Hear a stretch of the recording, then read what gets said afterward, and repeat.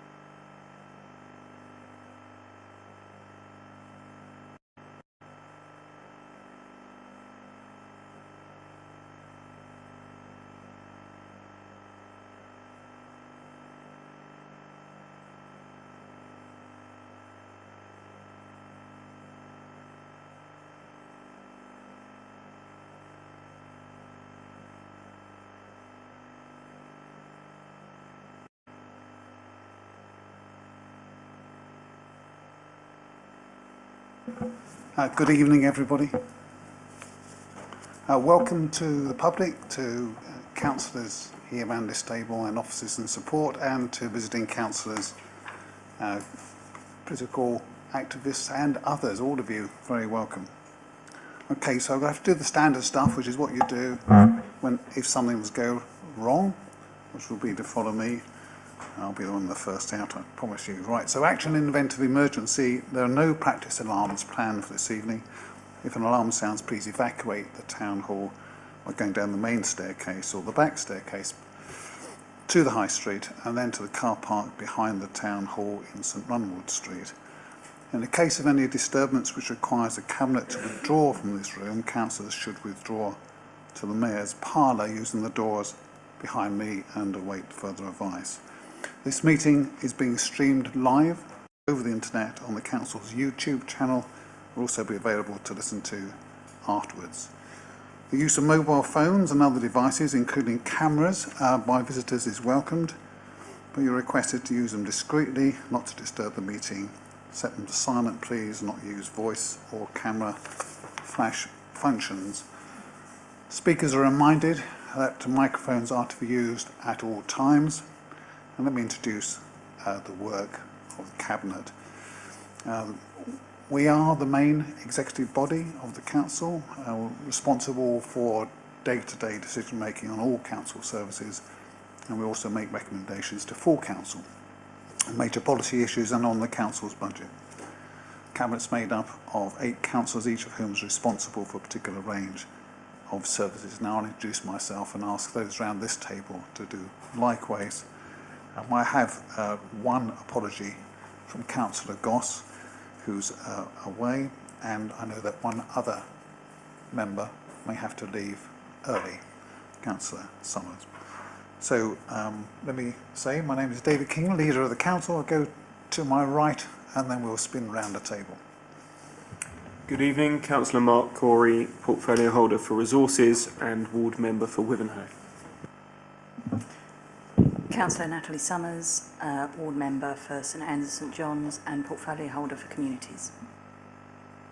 Councillor Paul Smith, Portfolio Holder for Housing, Councillor for St Anne's and St John's.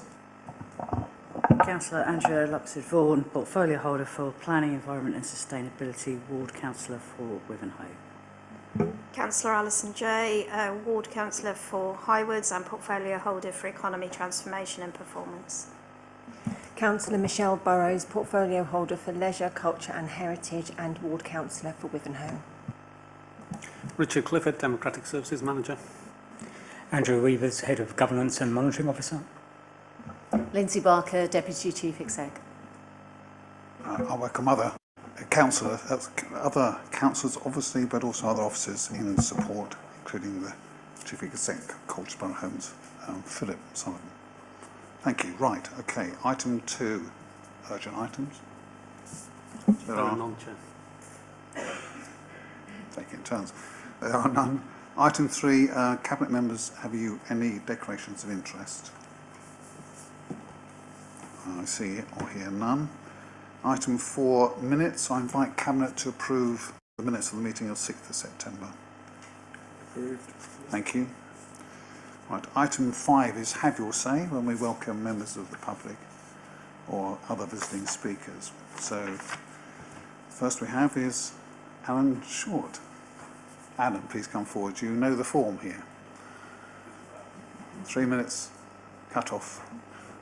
Minute to respond if needed. Thank you. Okay, I want to come and talk about the development at the Wick because we now have a prospective buyer for the land. I don't want to rove the battle about whether it should have been in the local plan or not. It is in the local plan, and I accept that. But what is absolutely critical is that the wonderful conditions laid down by the inspector that form a part of that plan are met by the developer before the development starts. Because it's very easy for the developer to come to the end of the development, build all the houses and then say that they can't afford or they can't get on with or they won't do the replication that there's to be because of the loss of the habitats, etc., etc. There are quite important conditions laid down. I went to speak to the Development and Sustainability, and the chairman agreed that the council must see that these are met and that they are met in full prior to the development taking place. She was going to come tonight, but maybe she's got something else on. I went to the planning, the local plan committee, and got the same support from the chairman of that committee, and it suggests that I come here because the Sustainability and Environment Committee is only advisory, and the local plan committee hasn't got the powers to enforce the conditions themselves. We cannot lean on the planning committee itself when dealing with the individual plans, but we can make a statement that we will ensure that the conditions are met, because now we see it happen. Developments take place, there are conditions that are to be met after the development is completed.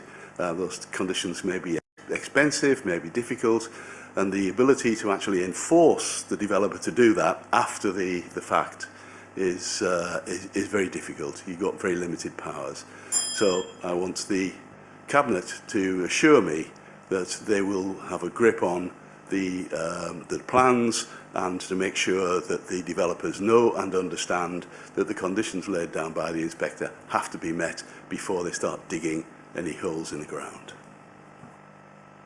Councillor Luxford-Vaughan. Thank you, Leader. Obviously, like yourselves, I think many of us are very happy that the inspector actually made the conditions far more stringent, and they were welcomed modifications to the plan. It is a piece of policy. Our job is to make sure development goes ahead, that it's policy compliant. And both myself and our officers will endeavour to do that. What we can't control is if it is not granted planning permission and because it isn't policy compliant and it goes to appeal, what the government inspector does then. But let's not look on the dark side. At this stage, we don't know who the developer will be, or we're not in a position to comment on who the developer will be, but it actually doesn't really make any difference. The policy is the policy, and before any planning permission would be granted, 106 agreements would make sure that all of the issues, both viability and whether or not certain pieces of infrastructure or that the environmental standards are upheld, will be put in writing, and it will be signed off with the developer that they can actually deliver to that policy before plan permission is granted. The other safety net we have is because it will be a large development. Anything, I think it's over 150, but it might be 100, goes automatically to the planning committee, regardless of whether what the officer's recommendation would be. So there is yet another safety valve in there that they can call something back. But I think it will go to planning committee. I think it's very unlikely that it would go to planning committee unless it wasn't policy compliant in the first place. I can't see a reason or justification for us to change our view. And one of the things that I always felt was quite interesting when those notifications came back is that what the inspector had done is basically made it much more difficult to develop, much more expensive to develop, and therefore one of the biggest issues, I think, possibly will be viability. But, you know, on the basis that it's for the MOD to sell it and whatever price you buy it for has nothing to do with the viability of the site, that's for developers to decide before they go in. They look at the policy, they look at the price tag and decide if they can do it. But you know, even before we start putting in those legal agreements, which 106s are. That's very reassuring from Councillor Luxford, but I will be watching, as they say, as councillors at the top of the table know. Thank you very much. Thank you, Alan. You'd expect nothing less, I have to say. We are fully behind the remarks just expressed, behind our policy. And I'm sure colleagues will be watching each other on this. We know the importance of it. Thank you, Andrea. Thank you, Alan. We have another have your say speaker, Karina Cooper, if I read this correctly. Karina, would you please come forward? Thank you.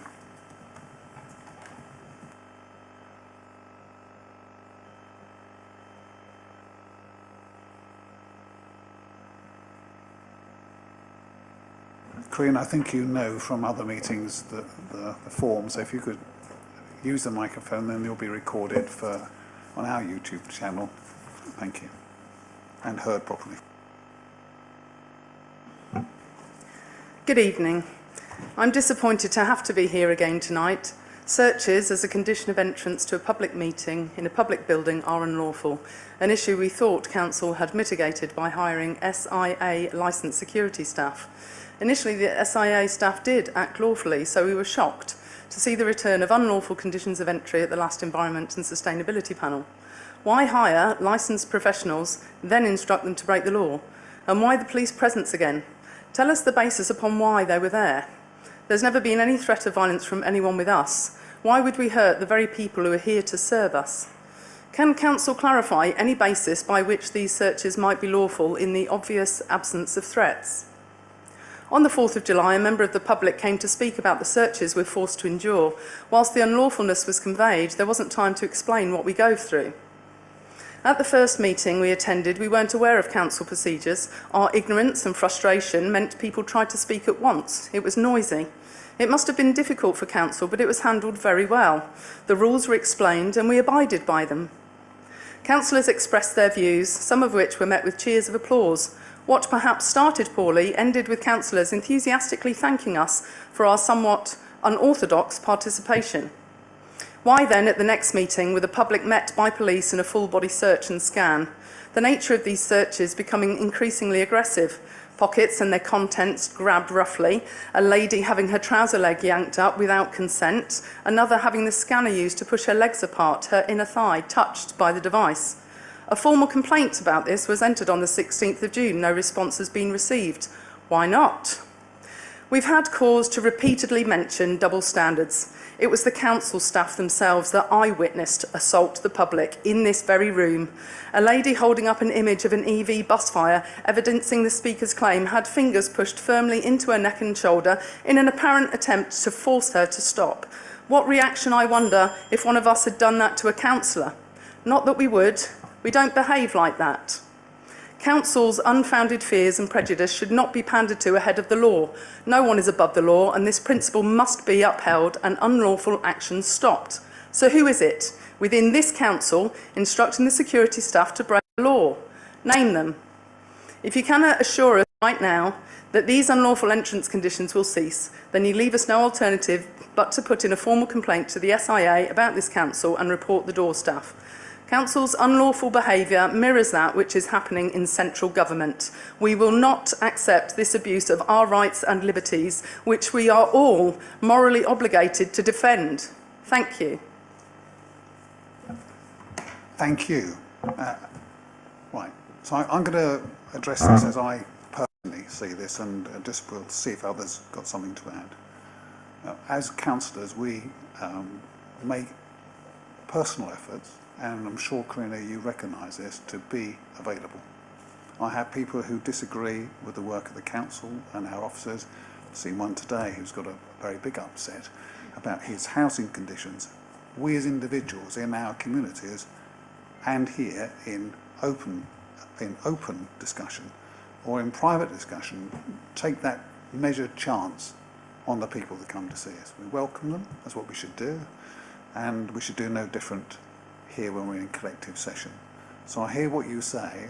I'm not going to have an attempt to try and establish who round the table or away from this place is responsible for what set of conditions, but I know that they're intended to be proportionate and in accord with whatever regulations and guidance and advice is available from the security industry or indeed to us as part of the government process. So I do promise you that if you've not had a reply to a formal complaint of June, that you will get one. I will take a personal interest in what is said to you and to colleagues and in the concerns you've expressed here. My last point, and I'll open this up for any other remarks from colleagues, will be just this. Given that members of Parliament and council have been attacked at different times, and there have been murders and assaults, it's vanishingly rare, I agree, but there is no unfounded fear. There is a genuine concern from some that noise and what could feel like disruption might go worse. I'm not saying that's right, or it's not aimed at you, but just taking the principle, I'd hope you would accept that whilst I was ensure we have a look at this issue again, I'd ask you to acknowledge that there are concerns and they're born out of hard reality of what's happened elsewhere and can happen in some other places, perhaps even in this city, hopefully not tonight. So look, I just want to stop there. It's an acknowledgement, an open acknowledgement, and we'll have a look-see. Any colleagues want to add to any of that? Karina, do you want to come back to me? Yes, please. I appreciate that your argument is there, but changing laws and behaving unlawfully should not happen under the excuse of fear. We have watched the erosion of our rights under the excuse of fear for the last 3 years. So, like I say, there's trust issues here. If you're not letting the public attend a public meeting for any reason, it's breaking the law. Now, you might feel an acceptance to being searched, but there are people who've been abused, and I know of some people who are excluded because they won't put up with the searches. We are happy to have lawful searches. If you feel there's a threat to anyone who's from anyone who's coming into the building, we are not denying you a right to do that. But it is clear from the engagement you've had from some of us people that we are no threat, and it feels very much like a tactic to prevent us or to make it difficult for us. We have had 2 councillors come to us separately because we were aware there was no searches the first time we attended. We had 2 councillors came and stated that it was in response to us turning up. So please allay your fear. We're not here to cause violence, but we do want the unlawful action of council and the government to stop. The only way that's going to happen is us to make you accountable. Thank you. thank you. We accept the accountability piece, and as I say, we'll have a look at this. But to my knowledge, There is Go on. the legislation here if you'd like to have a look through how it's unlawful. Thank you. I'll leave that here. We'll take proper advice on that. To our knowledge, it's not unlawful. If it was, we shouldn't be doing it. There should be shared ground between us. So we'll take this away. We'll have a look at this. I will come back to you. Thank you. Unlawful behaviour seems commonplace, so we are challenging that. Thank you. Right. That's it for initial have your say. So we'll move on to the next item.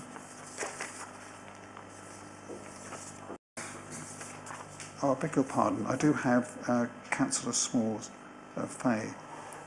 Please come forward. My apologies.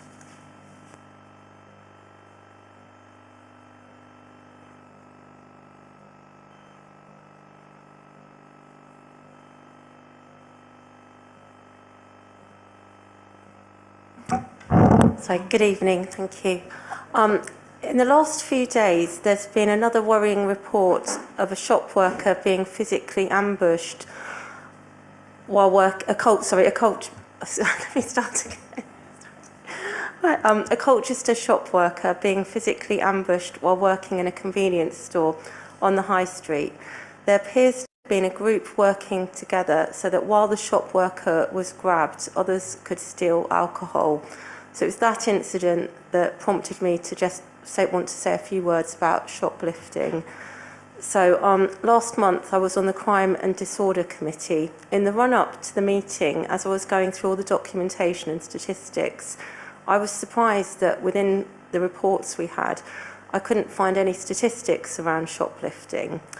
It surprised me at the time because nationally things were being widely reported. So the ACS, the Association of Convenience Stores, there was a report out that there was the highest ever levels of shoplifting nationally with 1.1 million incidents. The chair of John Lewis partnership described shoplifting in the UK as an epidemic, and the Co-op said it had recorded its highest ever levels. So in that context, because I was new to the crime and disorder panel, I thought, well, I was expecting to see something. And in the meantime, I was hearing about worrying incidents in Colchester from residents, fellow councillors and the local press. So when I was actually on the panel, we heard from Michelle Reynolds of Colchester Business Against Crime, and she spoke very powerfully about the impact of shoplifting in Colchester. We heard about security guards being punched, kicked and spat at, and we heard about a female shop worker being knocked to the floor because she had tried to stop a shoplifter. So on the panel, when I raised the question of statistics for shoplifting in Colchester, I had been correct. There wasn't those statistics in the report for various reasons that I've still got to work out. So when we had the debate, after the debate, I had a nagging feeling that we'd perhaps put too much focus on helping improve residents' perception of crime to the point it may have appeared we didn't accept what we were hearing from Colback. And I wondered how it would make me feel if I'd been a victim of those crimes. I'm going to have to really speed up now. Very recently, the Shadow Home Secretary has mentioned a law that can mean that thefts of under 200 are often not investigated. And so I'm wondering if this could impact some of the figures, or the lack of figures we've got around shoplifting, and if that's happening in Colchester. So it isn't the case that if a theft is under 200 that it isn't going to be investigated, but what I have discovered is the case is that it can just be treated with a fine sent through the post. So you can have a situation where you've got a persistent shoplifter causing a lot of problems, going and stealing, say, bottles of alcohol again and again, but they won't be arrested. So that's a very speeded up.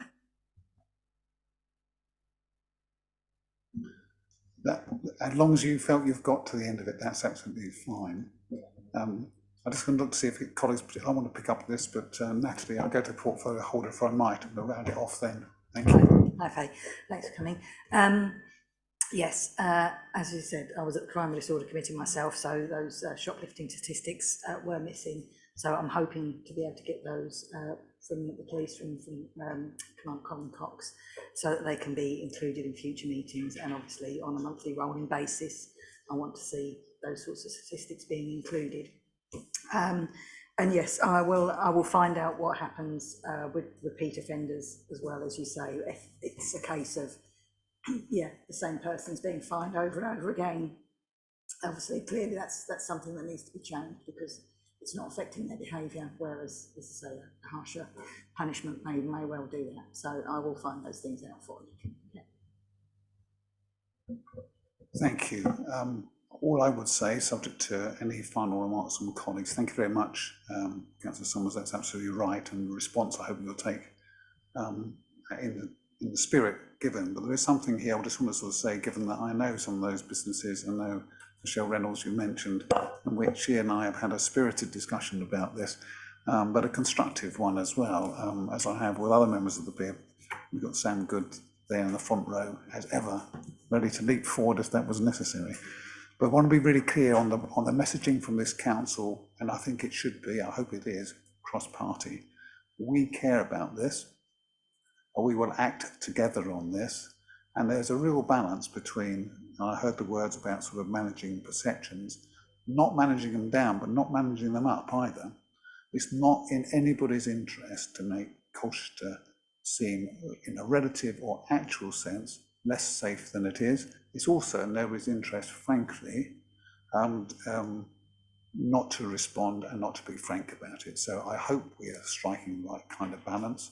I just want to sort of say that the only way that we'll deal with this later, the only way we're really going to be successful, to the extent we can, in squeezing crime, is by working together, and that's the Councillors Act and the community partnership we have with the police and the Police and Crime Commissioner. But the point's well made, and it's been receptive. Thank you. Faye, is there anything else you want to say in response? No, thank you for that, because that was my main concern, that we may have come across with too much emphasis on the perception, but we do need these statistics and we need to acknowledge it's happening. And very briefly, I just want to say that I do acknowledge as well that behind all these shoplifting and all these crimes, there are even worse things, you know, the people doing them, addiction, homelessness, poverty, and none of these things are excuses, but I do acknowledge that. And Inspector Cox did say that by the time the police are dealing with people, that is the last point. There's lots of other actions that, you know, I would hopefully, you know, that as we all have responsibility for. So thank you. Thank you, Faye. Okay. Thank you very much indeed. I think that's it for Have Your Say for this stage. In which case we'll go on to the rest of the agenda items, the main business for Cabinet tonight, which is starts with, under the Planning, Environment and Sustainability banner, Ferry Marsh Nature Reserve improvements. And I'll go to Councillor Andrea Luxford-Vaughan. I wasn't expecting you to do that. I know far less than Mark does about this, to be fair, because it's gone through sustainability panel and he's dealt with it as a ward councillor. So. Then I'm happy I could talk to this myself as well. I pay an interest in this. We've all had a good conversation about this. Councillor Coy, would you like to say a few words on this? Yeah, thank you. More than happy for my ward colleagues, Andrew and Michelle, to talk about it as well. But I have been at this project. It's got quite a long history for a number of years. I will just put it in a nutshell for you that this fantastic open space that exists in Wivenhoe is part of Wivenhoe Nature Reserve. It is fantastic biodiverse place. It's an old marsh, and we are seeing biodiversity increase at this site over time. However, we've also had problems where the estate that was built has drainage that goes into the marsh, and we have a sluice that was there to allow the water out. But the problem is the sluice gets silted up now that the river silts up more due to less large boats and watercraft coming down the river and no longer being dredged. So the silting up means it becomes a bit like a bath with a plug in it, and therefore it has flooded considerably. So what the report outlines is methods of dealing with that and future management of the site. It went to the Environment and Sustainability panel, where councillors actually asked for a bit more information and resolved to separate the report into two parts.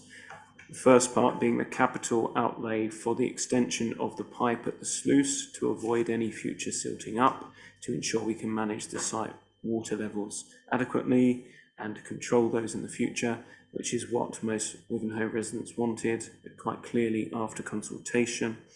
And the other parts of the report are actually going back to the Environment and Sustainability panel next meeting, where we'll talk further about the consultation outcomes and the future management and control of the site. So this report talks about £46,000 of capital expenditure for the extension of the pipe at the sluice, which will actually reduce our need for officer time and negotiations about costings of cleaning the sluice each and every year. That has been problematic over the last few years. So this is a real success of the community for Wivenhoe. I thank the Essex Wildlife Trust for their involvement, the Environment Agency at arm's length, Natural England and our officers, as well as a few local contributions such as Professor Chris Gibson and Councillor Glyn Evans of Wivenhoe Town Council.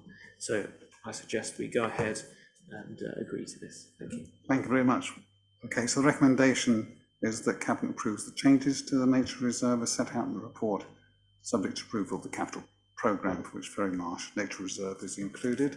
But before I take that vote, which now is going to be tenterhooks, I should go to Councillor Michelle Burrows. Thank you. I just wanted to support what Mark was saying. I think improvements to Ferry Marsh are really essential in ensuring the provision of a sustainable active travel opportunity for the 7,000 plus residents of Wivenhoe, but also for wider population of Colchester, who also walk along the river trail, and which is along which the Ferry Marsh backs onto. And I think this access provides opportunities to exercise, and so for people to be able to maintain and improve their physical, mental health and well-being, it's essential that we do look at maintaining sustainably this Ferry Marsh and the sluice. Thank you. Thank you, and that's a point well made. We talk about this elsewhere, but physical, mental health, physical well-being, health and well-being, they're central to what we're seeking to do. It's about quality of life, to be frank. So thank you very much for the work outlined and the remarks from you both. Back to the recommendation. Are we content? Agreed. Great. Thank you very much indeed.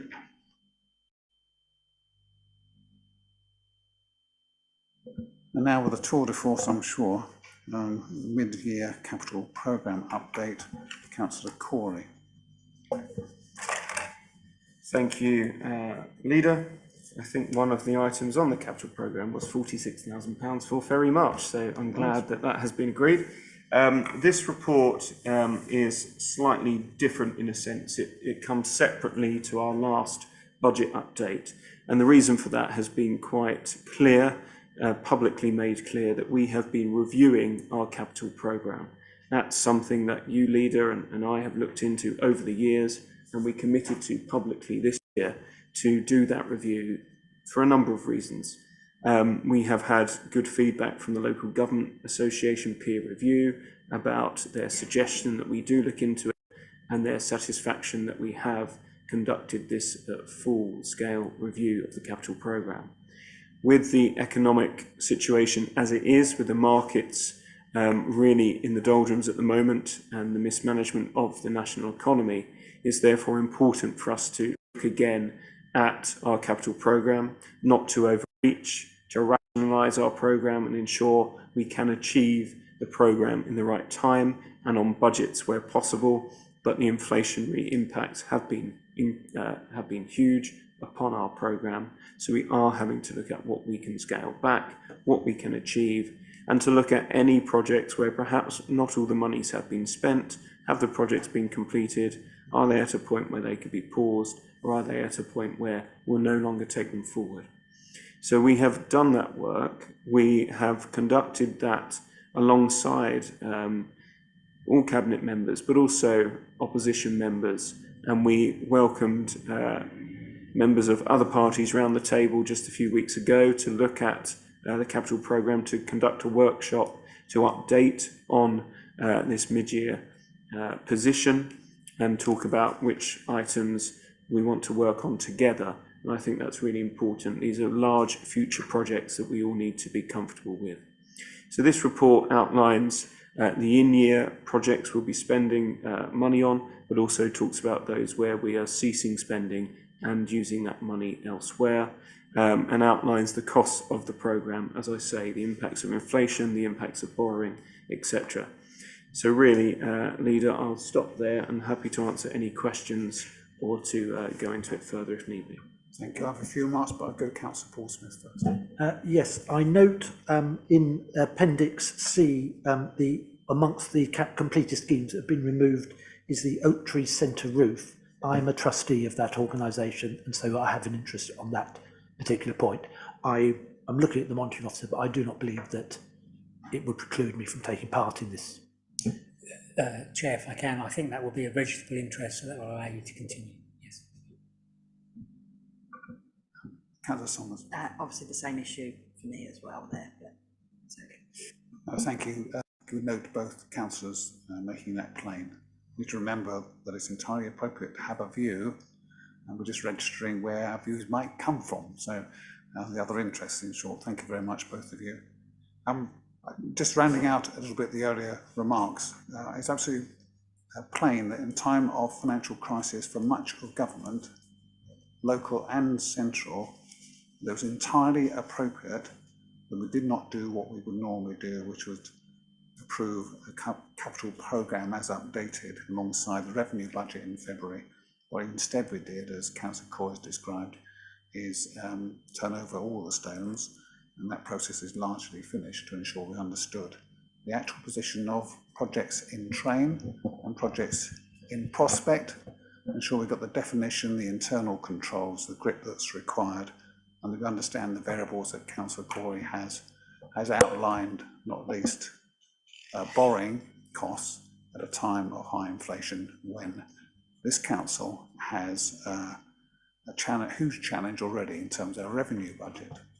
So this is not a stand still and do nothing. This is a pause until this point, whilst we make sure we understand as much as it's possible to this point in time about the capital programme that's been carried forward.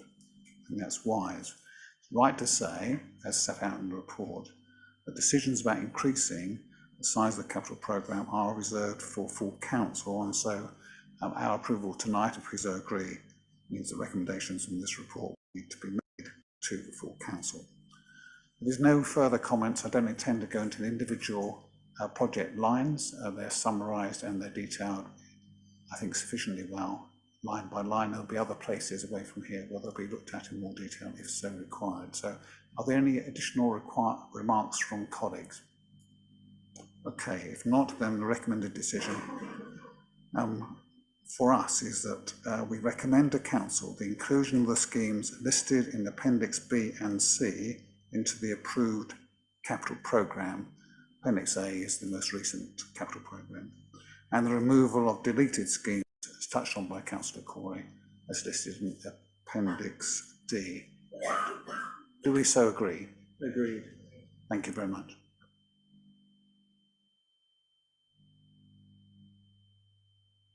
Our next item is 9, and expecting an oral briefing on housing. Thank you.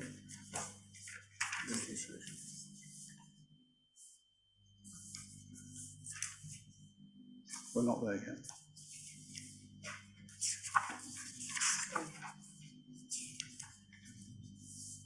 Housing and homelessness. For once, we're actually on track. So save the advice to the next item. Thank you. Right, okay, housing and homelessness update. We're going to receive as Cabinet a presentation providing an update on the issues, central issues, to, again, health and well-being of the residents, to talk through the pressures in our response. I guess, please come forward, both of you, Karen and Philip. Thank you very much. Please introduce yourselves for the record and for those watching and those here. Thank you very much for attending.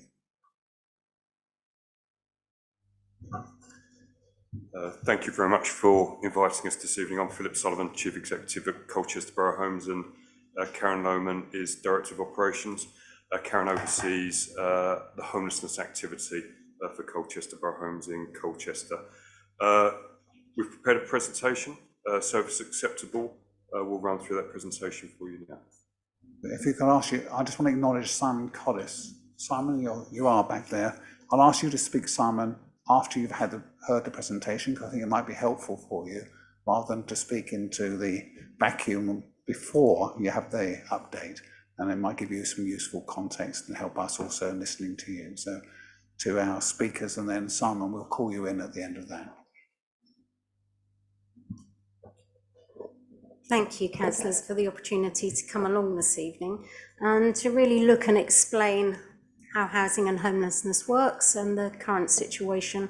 A little bit of a touch on national picture, but also in Colchester to get the local context of that. So really starting off with the first slide that explains, and I've taken this very much from a new strategy that's just been produced by the Chartered Institute of Housing, and very much the focus that we all know, housing should be a foundation for life. Many people face huge challenges accessing and maintaining affordable, decent homes that meets their needs. And I think that's something that we, particularly here in Colchester, we never forget.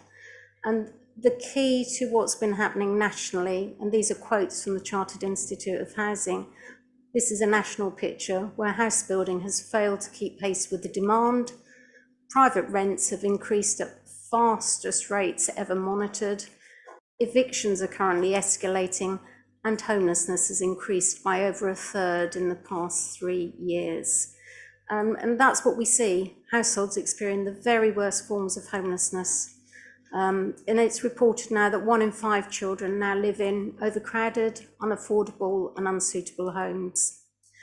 Private rented had become the home of choice for many people. It had become, as we know it, generation rent, but now priced out as rents rise well above wage levels.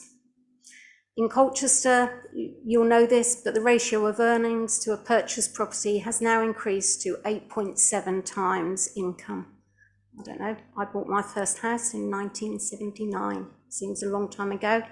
It was 3 times your income at that point, and that just escalates how it's increased from then. But the average rent on a 3-bedroom home now is well over £1,000 a month, and we're looking at rents now in excess of £1,300 a month, £1,500 a month for offers that we get daily, compared with the local housing allowance, LHA as it's referred to, £840 odd. It's quite a difference if anybody's on a low income to match that difference. Inevitably, evictions have escalated.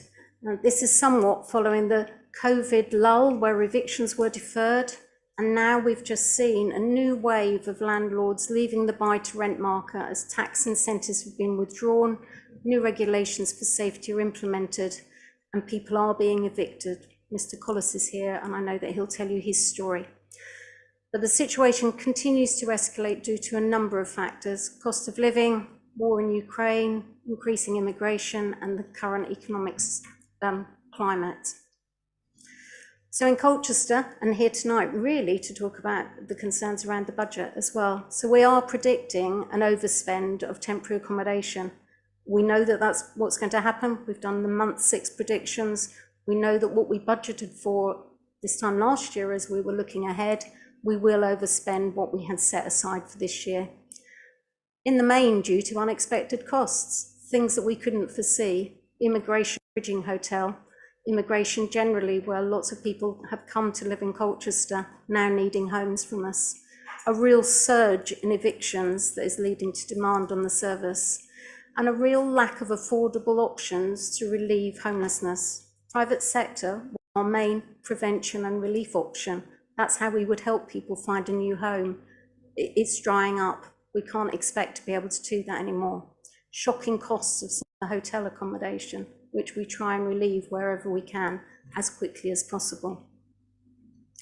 So how the funding works, and I thought I would just take you through this as a reminder for some of you, but just to emphasise where the funding for homelessness comes, and particularly prevention and relief.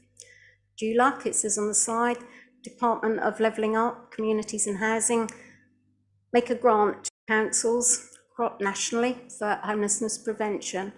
Put on the slides the amount that we receive here in Colchester for homelessness prevention grant. This year we've had an additional grant to help us comply with the new domestic abuse duties that were put upon us a year ago, and some additional grant to help with the new burdens. So that's the new associated legislation that's come through. And aside from that, we have a base budget to manage the service. So the 533,500 to manage the resources for the Housing Register and Housing Solutions teams. And then we get some rent. So we charge people living in temporary accommodation a base rent and charges, which is very much negated by kind of bounce back with housing benefits subsidy coming through. Old rules on local housing allowance that haven't been changed for a number of years, that mean that the subsidy in bed and breakfast particularly is limited to a 1-bedroom LHRA rent. So however many rooms or however large the family is, we can only reclaim £105 a week. So we might be being charged £1,000 a week, we only recover 105. So it just helps you see where the subsidy comes in. It's a statutory service that we manage. We have to abide by legislation and guidance. It's not something that we can gatekeep. We have duties, we have guidance, we have to respect those, and we have to abide by the way that the grant is set and very closely monitored as well. And on the next slide, all of this information is in the public domain, but I thought it would be useful for you to see. This is the grant allocation, so we know now what to expect next year. So the grant funding for this year at the standard base rate and what we can expect next year in the future as well. Actually, Colchester does very well. Our grant levels are high. You can go onto the website and look at the whole list, but at the top of this list, I've put Chelmsford, not too far away, huge homelessness pressures. They don't receive as much grant as we do here in Colchester. And I just think that's important to see that grant is paid for us by the way that we manage and run the service, prevention, relief, the rent levels in Colchester, the growing population. So that recognises what we do. So the current situation, never like to say it out loud, growing numbers in homelessness people living in temporary accommodation is not what any of us want to see. Currently 318 households, and that's households, not people. So some of those households have many people in them. So we've got households of 15 at the moment, so huge households. 77 households living in bed and breakfast, 28 of them are families. And what I will say is I don't like to see any family in bed and breakfast. We try and minimise families coming into bed and breakfast wherever we can. And if they do have to come into bed and breakfast, that's generally for a very short term, so 4 to 6 weeks. But currently we have just over, actually now, 180 children living in temporary accommodation. And temporary accommodation has become much less temporary. So some of those families will live in temporary accommodation for more than 3 years. So that's a long time to have some uncertainty. Although a family that I was speaking to recently had said to me, actually, temporary accommodation, knowing I'm going to be there for 3 years, is probably a little bit more certain than when I was living in the private sector, never being sure when the landlord was going to drop a letter through with the notice. Probably no surprise, but the main reasons that people do become homeless, in Colchester these figures are, is the loss of a private rented tenancy. Others where friends and family are no longer willing to accommodate, and quite often that is after having lived in private rented sector and then going home to live with parents or living with friends and family, hoping that they'll be able to get back into the private rented sector, not being able to do so and having to come for us for support. And just a couple of comments on there really about the numbers that present as homeless having a history of mental illness. So 25% of the people that come to see us have some history of mental illness in their background, and 20% will have a physical disability. And some of that is due to the criteria that we use for assessment of homeless and what gives people their priority need. So I'm not going to go on, you know this, what drives the cost, unaffordable private sector, real lack of affordable supply. Our own housing stock, we have very few vacancies of 3-bedroom homes, and larger properties particularly as well. So 3-bedroom homes is a problem. Anybody waiting for a larger home than 3-bedroom, that's very rare. So we really look for those larger properties. Put on the hotel costs, the Marks Tay Hotel, the Bridging Hotel. We had to adopt the families from the Marks Tay Hotel. We had a duty to help them as homeless families. So the costs there for 1 month, extortionate costs. We've tried to move those families on as quickly as we can. Those numbers are coming down every week, every day, and everybody there now has got somewhere to go. They're just waiting to move into it. So that's fairly good news, but it's been costly. And put on some typical costs for bed and breakfast costs for families, where typically our normal B&B or nightly let cost would be around £30.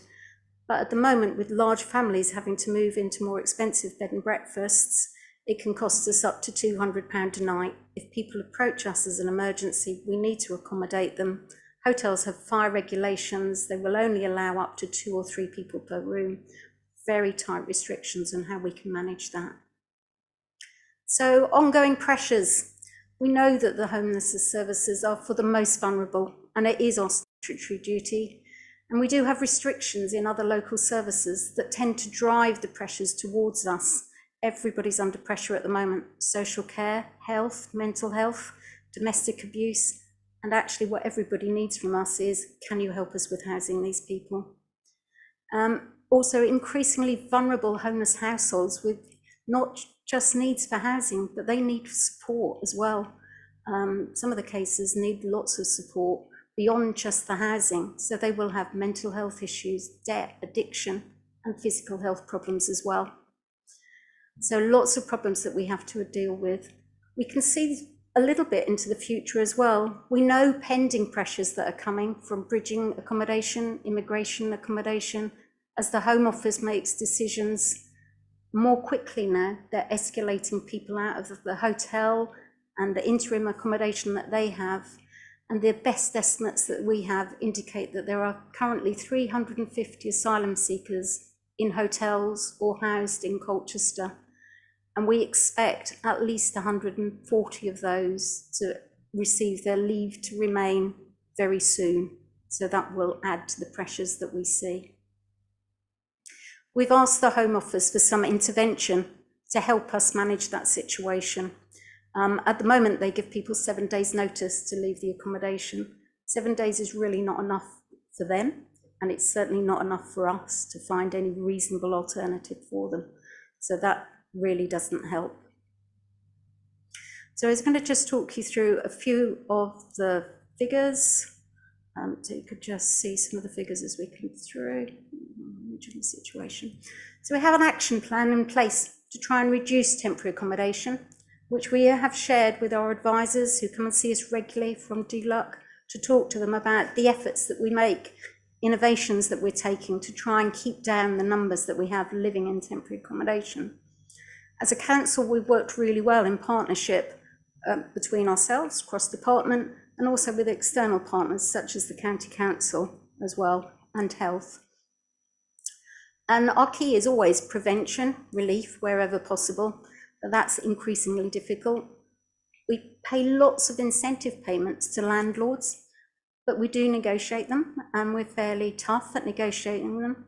There was a situation where landlords were coming to us very quickly to say, this person will be homeless unless you pay us some more money, and then some more money.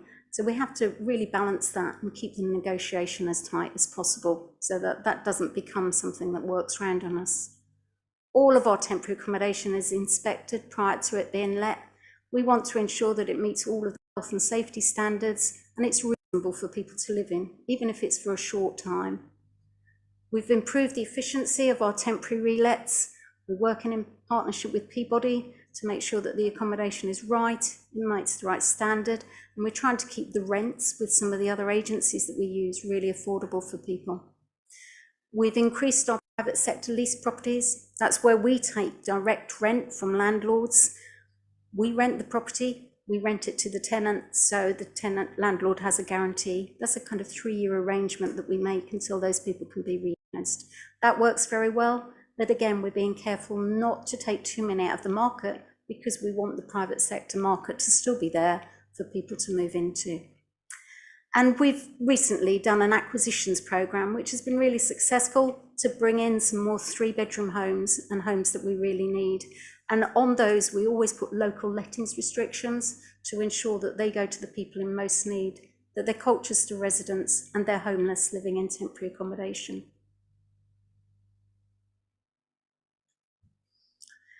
So then what we have available, we've talked about the demand and so many people homeless and on the housing register, but what we see is the availability and gateway to home choice, where we have choice-based letting, the number of properties, not just from us in Colchester or our own housing stock, but our partner housing associations as well. Very few properties coming through. People aren't leaving their tenancies. Generally, the only reason that we have tenancies released is tenants transferring, sadly, the death of people or moving into retirement homes. So to date this year, in fact, these figures are to the end of September, 215 properties across Colchester. Only 38 of those were 3-bedroom homes. And of those, when we have bidding each week properties go live on a Wednesday night, they're available for a week. People bid on them. Over 600 people will bid on every 3-bed property. That's the state of demand for every 3-bedroom house that we have.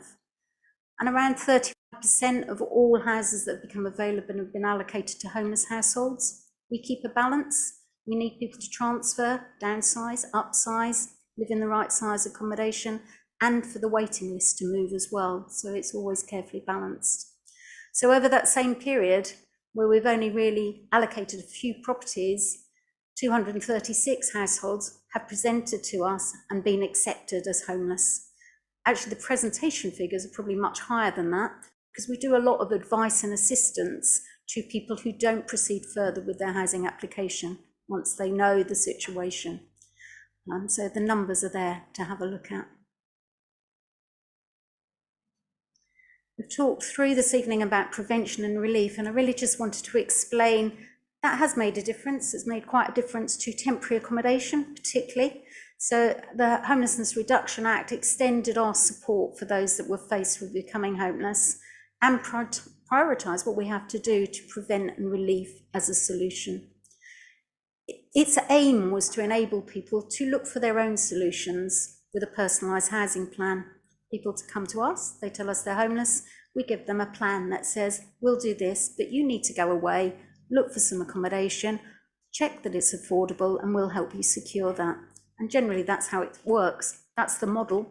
It's very difficult when there's no accommodation there to find.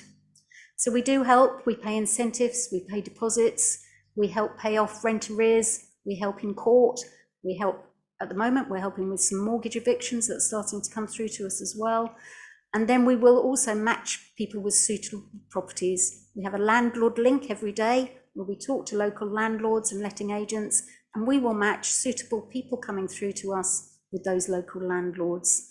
Our Homestep programme provides landlords with things like insurance, all of the relevant details to make it easy for them to accept tenants and new tenants. And with that was our new duty to refer. So agencies such as probation, prisons, hospitals have a duty to refer people to us through a correct route, so that comes through. And I've just put a link on the bottom there for anybody who's interested to look at the dashboard on homelessness, so you can compare. I think councillors often ask, do you benchmark your service and how does it work? So that shows how it works. And I'll just very briefly show you what some of that does.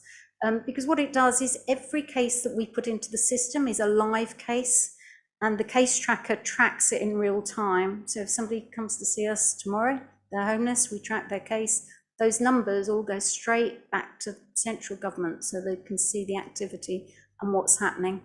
The prevention duties, you can see the type of prevention that we do, mostly helping secure accommodation through financial incentives and payments. But it just talks through the type of things that prevention is. And let's just quickly show you through the dashboard that shows, actually, this is Colchester. We compare ourselves across the east of England. But it's a very efficient performance dashboard. It shows how we do in comparison to other.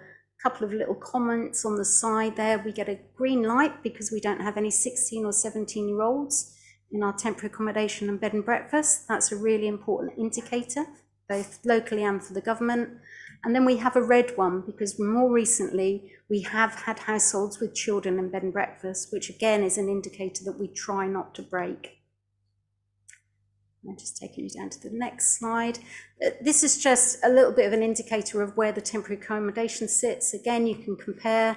At the very top of that list will be Birmingham, Lewisham, thousands of people living in temporary accommodation. So our numbers in Colchester are well below middle nationally.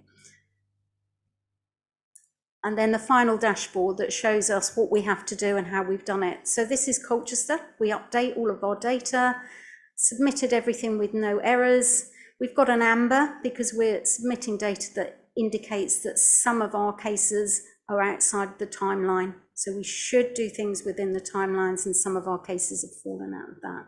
But aside from that, all good and all published. So it's important that you see that this is very well monitored and very closely done.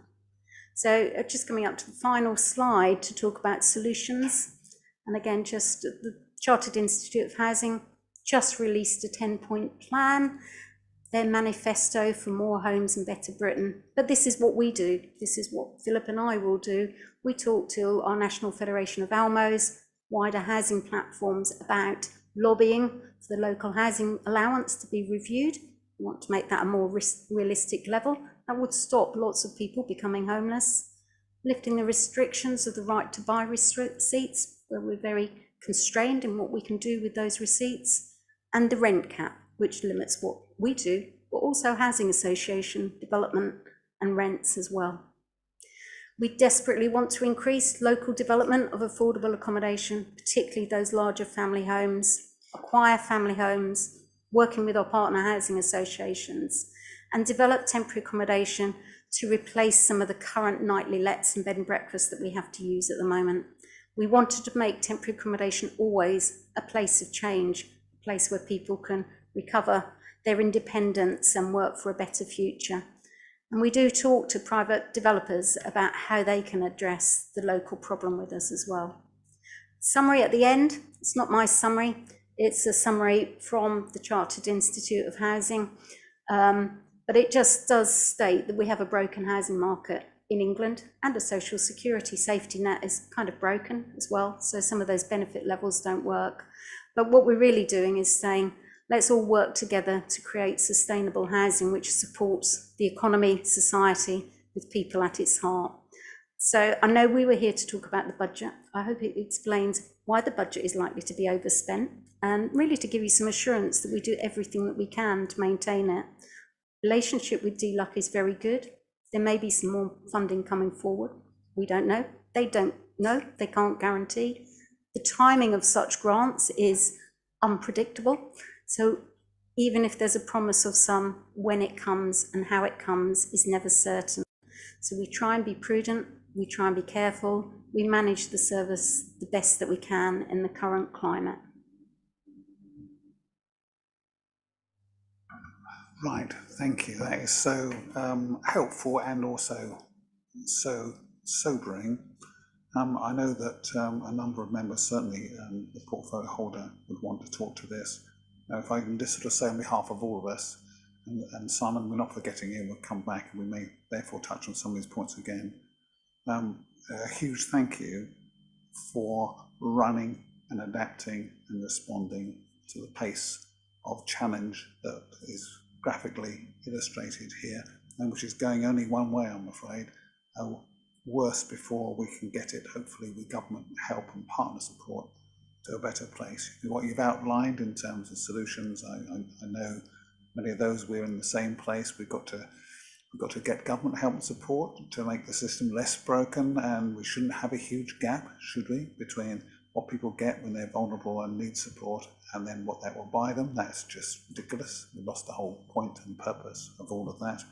We can look at supply, and we will be looking at what we can do about that with you and others. So I'm going to go to Councillor Smith in the first instance, then to Councillor Duxford-Vaughan.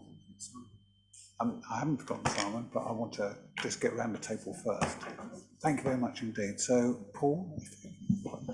Thank you very much. I'll keep my comments brief at this point here because I want to hear from others in this discussion as well. But I think the crisis that we're seeing is clear. And one thing that wasn't mentioned was the Section 21 evictions.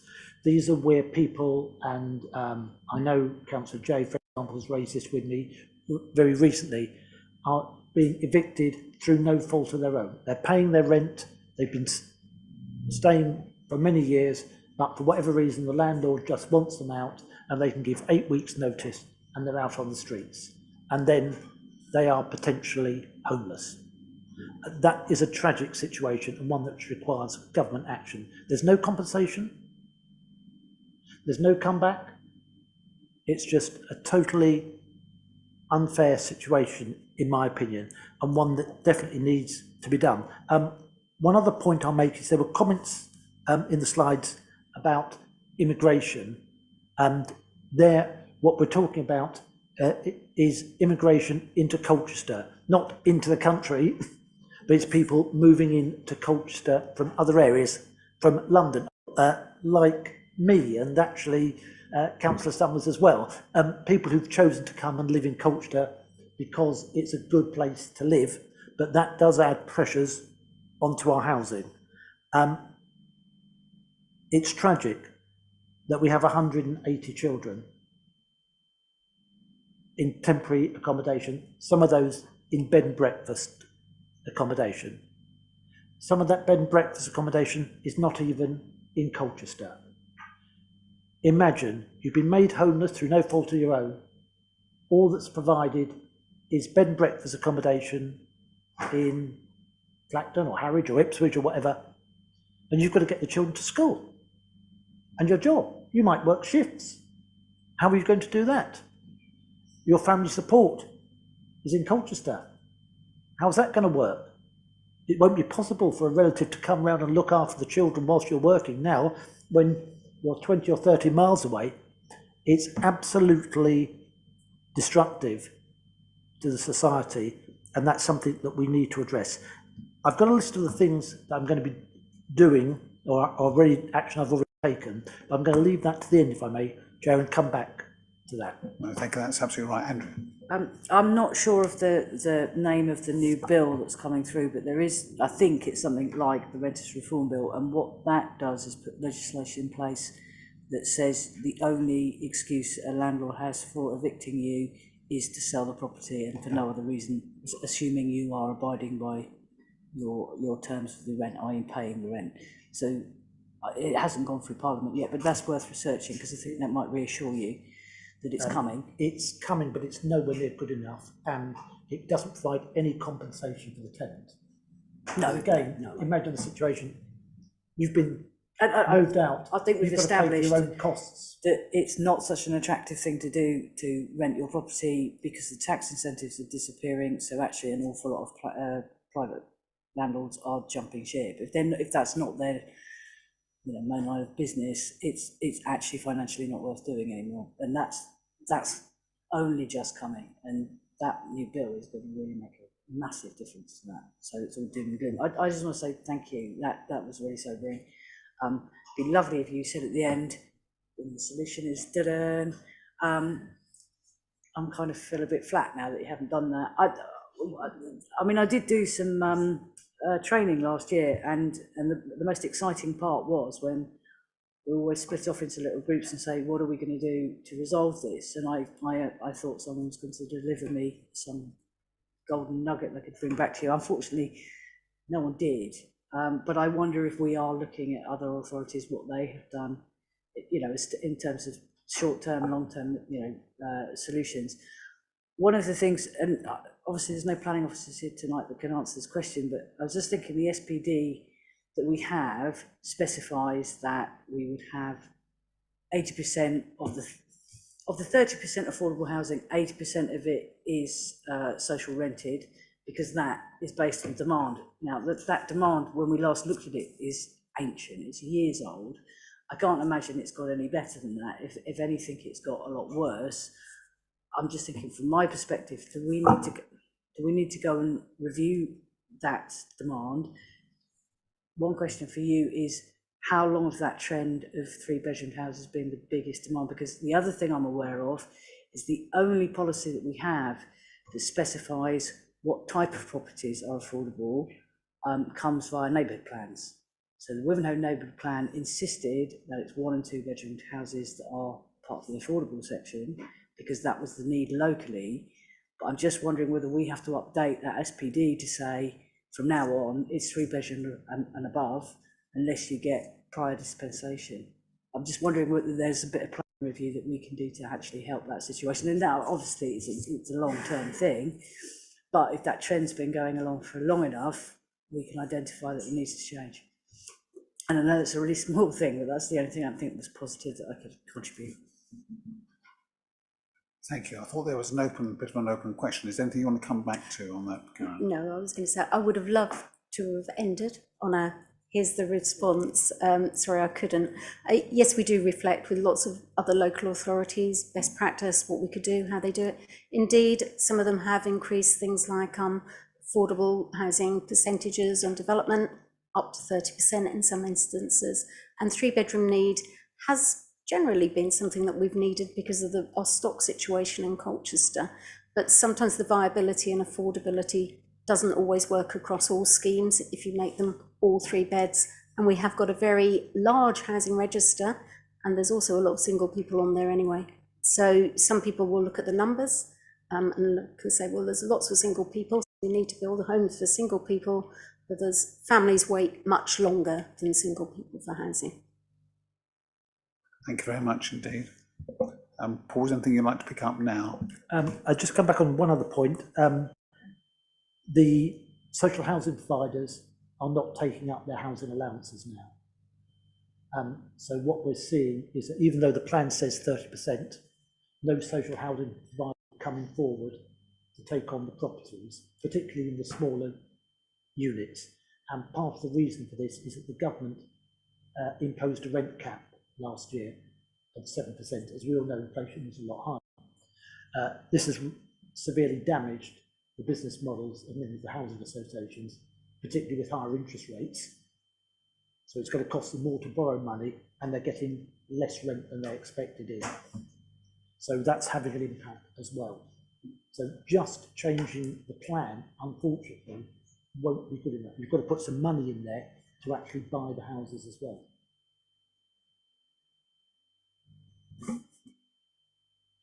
Right, thank you. Paul, you had a couple of remarks you want to make. I don't want to make this in the circumstances about all the things we're going to do, but you might want to add some remarks about your view on next steps. After that, I'll ask speakers to see if they have a response to that. Then I'll ask Mr. Collis to come and join us here. You stay there. You're not going yet, Karen. Thank you. Paul. Thank you. Yes. A few things that we certainly are doing. I'm increasing the local letting restrictions, and I'm just going through the process of not just on 3-bedroom properties, but also we've got some 1-bedroom properties that are coming on stream. I'm putting local letting restrictions on those as well to try and ensure that the first lets go to people in the local area to help address the immediate needs. I'm also switching our emphasis to building and to purchasing fewer but bigger properties. This means that the targets will need to be looked at when we're addressing our key performance indicators, because traditionally we've had a target of acquiring 350 homes. Clearly, you can build 1-bedroom homes or 4-bedroom home.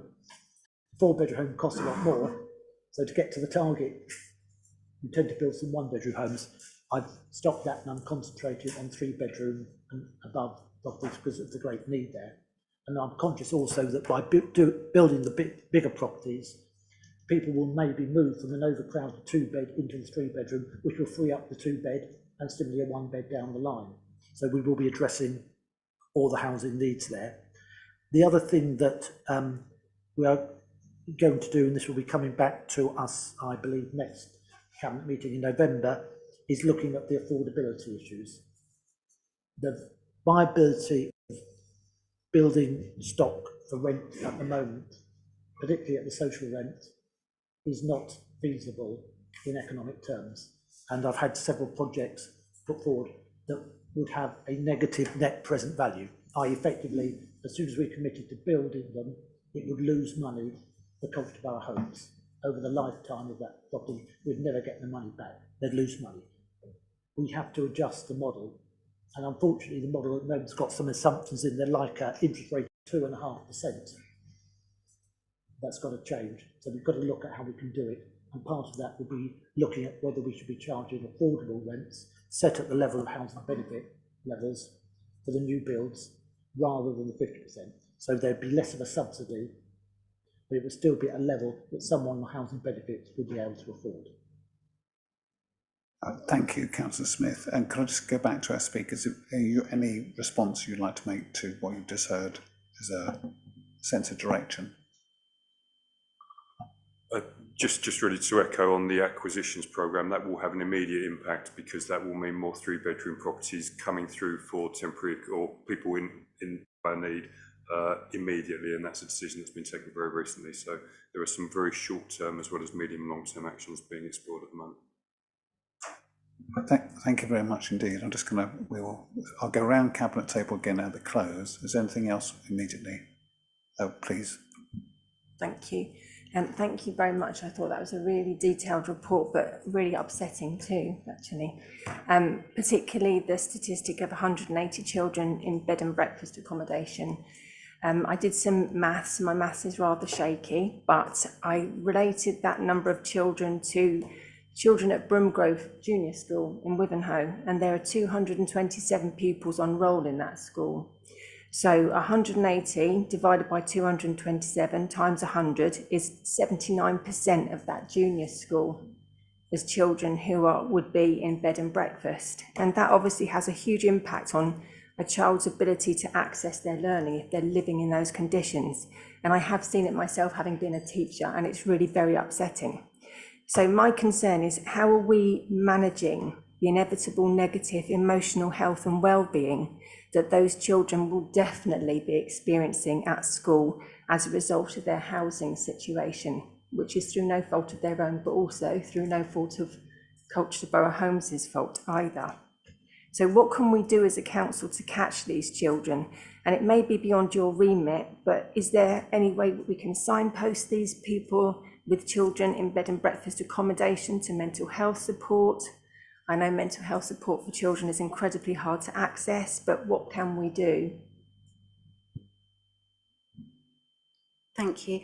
I will just say, is 180 children across temporary accommodation, not bed and breakfast, just to be clear on that. What we always do is any families with children, if they have to be in bed and breakfast, we keep that period of time as short as possible to be able to move them into better forms of temporary accommodation. So around 80 units, flats, houses that we manage through Peabody. They provide support with the accommodation that they manage. So predominantly with households with families, if we can, we'll accommodate with Peabody. We also work with social care very closely, but also with an organisation called Catch 22, who many of you might know. We work with them through a grant payment. They have 3 support workers. 2 of them predominantly work with families who live in temporary accommodation to do exactly that: school access, ensuring the welfare of the families is good, any liaison with the education department or health that's required. And they do things like organised trips for children, equipment for children, Wi-Fi in hotel rooms, laptops.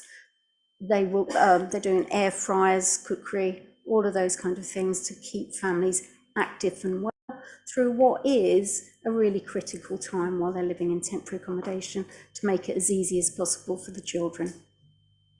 I'm back. Thank you. That's really reassuring. And so is there link up with Catch 22 to the schools as well, I presume, to provide support?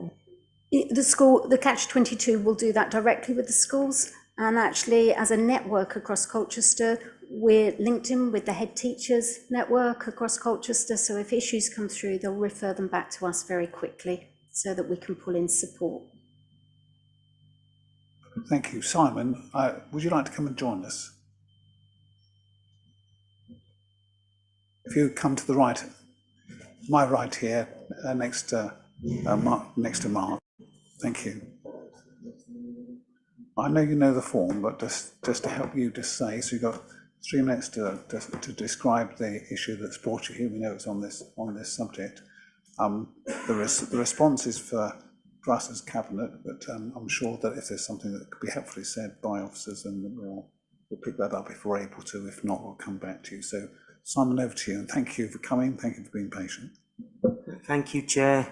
Thank you, Cabinet, and thank you for the staff and all the guests here and visitors. My name is Simon Collis.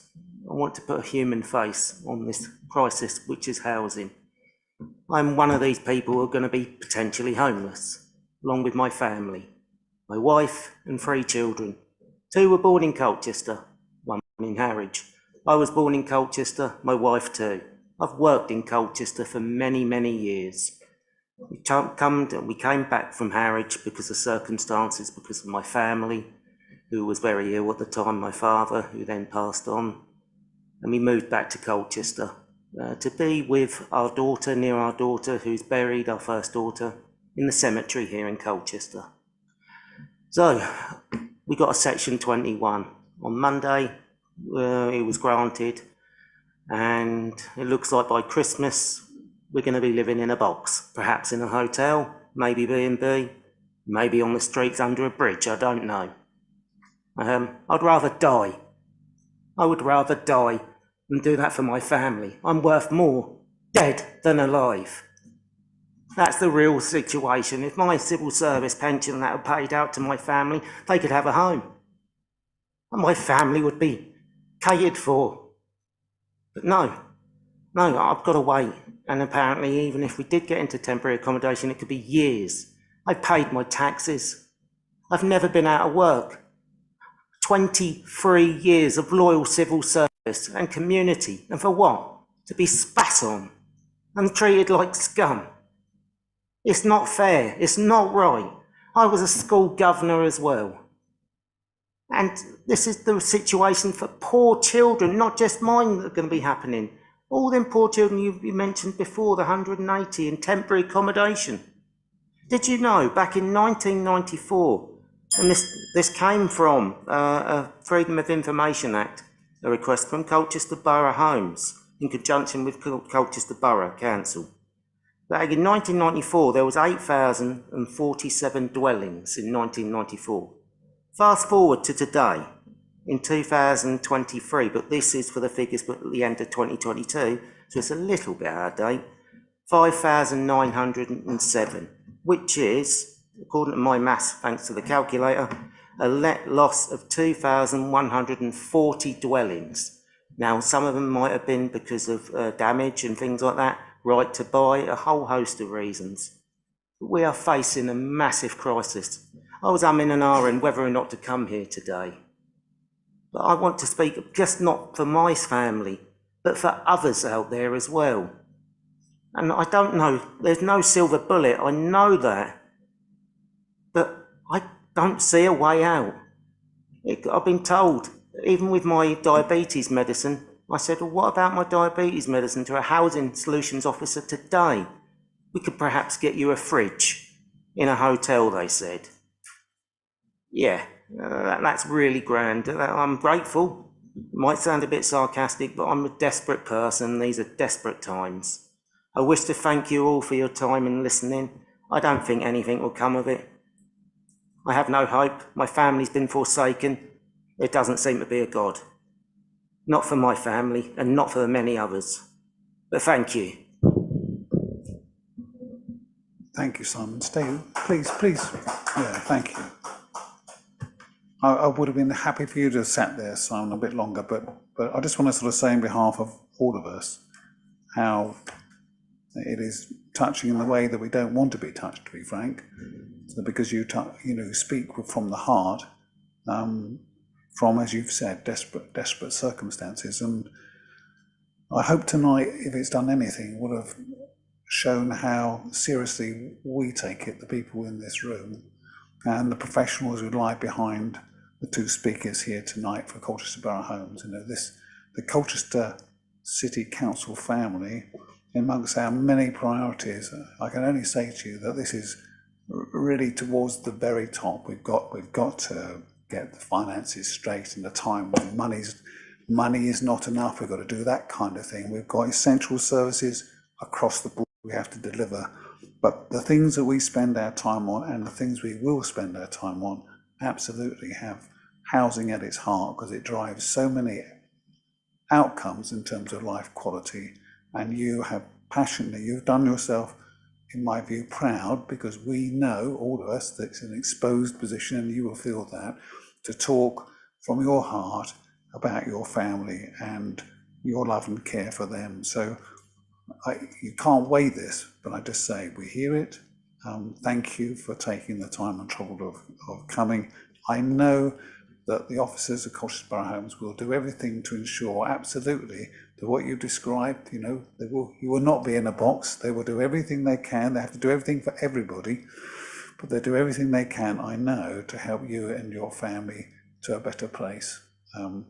Is there anything anybody else wants to add to that? Councillor Corley. Thank you. Well, first of all, thank you, Simon, and sorry to hear about that situation that you are in. I'm pleased to hear today from the officers and from Councillor Smith, and hopefully again from Councillor Smith soon, about what we are doing. And I wrote down, we're doing everything we can, and then Karen said it a few seconds later, and I'm pleased that we're pulling every lever available. I remember sitting around the cabinet table before when we were offering incentives to landlords, and I thought, was that necessarily the right thing to do? But we have to do that in order to get them to offer out to people, to give guarantees, to give support to families in order to get into rented accommodation. We're at the home step that you talked about. The answers you gave to Councillor Burrows about liaising with every public and third sector and private organisation to support families. We are doing all of that. I talked earlier before the meeting with Councillor Smith about where we can find more accommodation. We've had the last few months to these meetings, us acquiring new properties, new builds, straight off of developers with a good deal.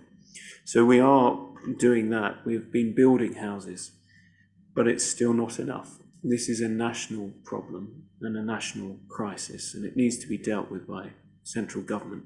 We don't get enough for the support we provide, as you explained before, Karen. So we do. I mean, I know that it was mentioned at the Liberal Democrat conference about focusing all of our housing upon council housing. I think Labour have talked about housing as well. Nothing from this current government gives me hope, but we need to, in my opinion, we need to put a moratorium on the right to buy. We need to pause the right to buy scheme, because that has been deforesting our council homes. The 2,000 homes lost that Simon talked about are mainly due to right to buy. So we need to find a better way of providing accommodation in this country.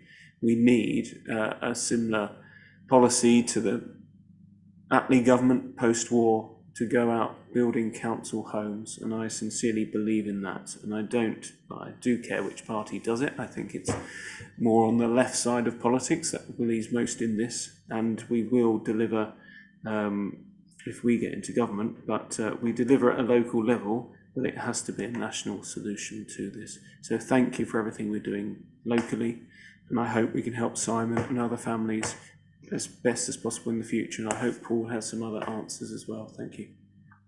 Right, thank you. I'd like to draw this to a close, unless we've got an absolute crucial point to make. So thank you, Mark. You spoke for all of us in acknowledging both Simon as a speaker, as I hope I did earlier, but also the two of you for coming tonight to present. I think I'd just like to record a few conclusions which I think will be shared ground, so that we rather than just receive and then send you away, it is, as I said earlier, about the one Colchester family of organisations working together to address a central issue of our time. So I'm suggesting, members, that we note and accept the report and remark upon its comprehensive nature, that we welcome the strong performance you've been able to illustrate in intolerable circumstances for those who are in the circumstances you described, that we commit ourselves to working with our partners and government to secure better, and that working with includes being frank about their responsibilities for where we are and their responsibility to get us to a better place, and that we commit ourselves also to develop and share cross-party a forward plan for how we might, together with all the resources local government can bring to bear, with all the help and support we can gain from central government and our partners, commit ourselves to doing all we can as a local and national priority to address the homelessness and the homeless shortage that you've described. Paul. Thank you. Yes, I think it would be remiss of me not also to add on the 7th of November, there is a all councillors briefing. I think it's disappointing that the opposition does not have any councillors present tonight to hear this. I think they would not fail to be moved by the personal testimony that we've heard from Mr. Collis. But I have to bear in mind, he is one of 315 families that we currently have in that position. And that's something which I would like all councillors to bear in mind. I'd like them all, if possible, to be able to hear what's being said on the 7th of November. And when it comes to the difficult decisions that councillors will have to make to provide that extra housing, that they will have the courage to do that. Thank you, Paul. We'll wrap the essence of that into our concluding remarks, and I hope that that will provide you some assurance, Karen and Philip. I just want to make one thing plain, and we were never here to just hear about how we couldn't contain spend on homelessness inside the budget. It is, as I hope this conversation has proved, about our deep-rooted concern at a crisis that you are doing your best for us to manage and mitigate, but which we collectively have to now address. So thank you very much indeed again. Thank you all very much.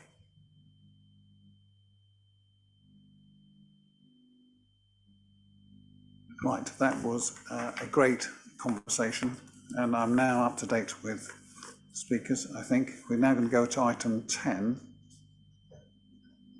which is the response to antisocial behaviour, which is a report on the short and long-term strategies, and I know to tackle antisocial behaviour across Colchester, in particular the city centre. I'd like to welcome Sam Good, who's spoken very well on this, in my view, on the recent policy panel on related matters.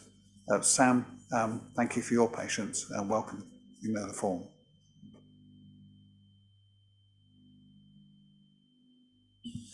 Good evening, everyone. As introduced, I'm Sam Good. I'm the Chief Exec of the Colchester Business Improvement District, and I'm here to speak on behalf of our city centre businesses. Back in June, I met with council officers to discuss the upcoming PSPO, Public Space Protection Order consultation and planned renewal, and presented an outline of requests from the bid and its businesses to be considered. The 3-point plan and request was not based on or opposing the new PSPO, and I'd like to stress that we are big supporters of the Public Space Protection Order. The 3 requests were to move to a licence-based process where businesses can apply for an A board in a similar manner to pavement permits, as opposed to a one-size-fits-all rule that's currently in, to ensure that the process does not apply to businesses looking to place them on private land, and a request to council and police to improve the collection and processing of notice, orders and warnings. The outcome of the meeting was that we were promised that officers would review the viability of the licence-based approach. Unfortunately, we did not receive the results of that review and still haven't 4 months on, which is very disappointing. We also completed a survey with businesses and submitted these into the consultation alongside our requests again for changes, but did not receive a response other than that the PSPO would be renewed as it is. The reason for our request was off the back of 5 years of experience supporting city centre businesses and seeing them experience the flaws in the PSPO and being unfairly treated for reasons that did not match the PSPO's objectives, yet enabled them to be fined. Let me be clear, we do not propose a return of a free-for-all approach for A boards, nor do our businesses want this. We are simply asking for amendments to be made for the sake of common sense. Our first request being a licence-based approach in the same manner that pavement permits are given. If a business wants to place tables and chairs on highways lands, they simply submit an application stipulating the design, measurement and fine detail of what they want to put out. These include pictures of the structures, measurements, etc. This process works, so why can't we work on this way as requested? A blanket ban is simply not the answer. If the reason is resource, please tell us what the resource is needed. If it's a funding problem, please tell us and we can find a solution to the funding gap. Recently presented to the Planning Committee, the Policy Panel, the Crime and Disorder Committee, and all of these were pushed for a pro-business approach. The section of the PSPO is not pro-business. On two bullet points within the PSPO, we have slight concerns around the wording, one being around a ban on consuming, inhaling, injecting or smoking any substance capable of stimulating or depressing central nervous system. Cigarettes and vaping both contain nicotine, of which is scientifically proven to stimulate and depress the central nervous system. Can I get clarity that we are not placing a ban on smoking and vaping? Bullet point 4 also references that around begging and perceived begging needing to be enforced by a authorised person, which again rips up the work we've been doing. To summarise, I'm not here to object the PSPO. We support the PSPO and its renewal. However, I cannot accept the renewal as it currently is. The Policy Panel has also submitted a recommendation to Cabinet stating that the Safer Colchester Partnership should prioritise a clearer place within its priorities for addressing shoplifting and crimes against businesses. So why has this PSPO renewal not taken the opportunity to include business crime under the banned activities and enable a fining banning orders under the PSPO?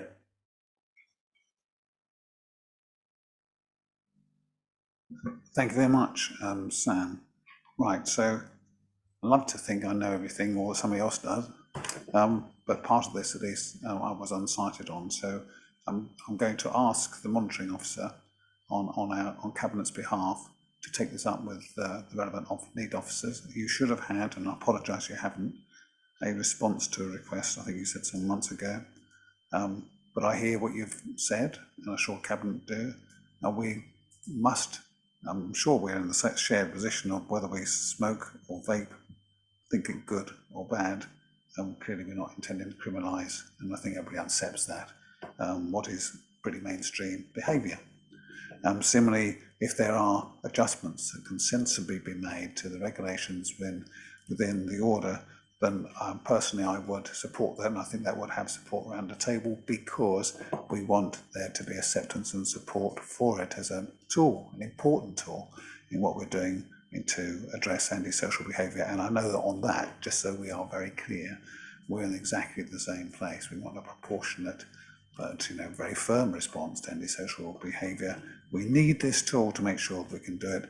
I hear and translate your words as the frustration that there are some small tweaks, I'm going to call them, which would make it, from your perspective and the businesses you represent, that much more effective. If that's a reasonable reading of your remarks, then I'll ask the monitoring officer to pick this up as a matter of urgency in terms of what we can do with the clear encouragement that we do what we're able to. There may be technical reasons why we can't play with some parts of this. That I can't give a view on, but I can say that we will look at this at pace and come back to you. Thank you, Sam. Do you want to respond? Just for the record, I have had several conversations with Andrew Tyrrell and officers within the council. Unfortunately, the point of the detail around the slight tweaks, I think, has been missed. My fear is that this PSPO renewals in 12 days, so any speed would be thoroughly appreciated, so that we can make sure it's as strong as it possibly can be. But again, we for the record, we support the renewal of the PSPO. Thank you. That's really important to us. And in the margins changes, in the way you've described it, we'll try and do. Thank you. And within the day, as far as I'm concerned, if that can be done, certainly as swiftly as we were able to.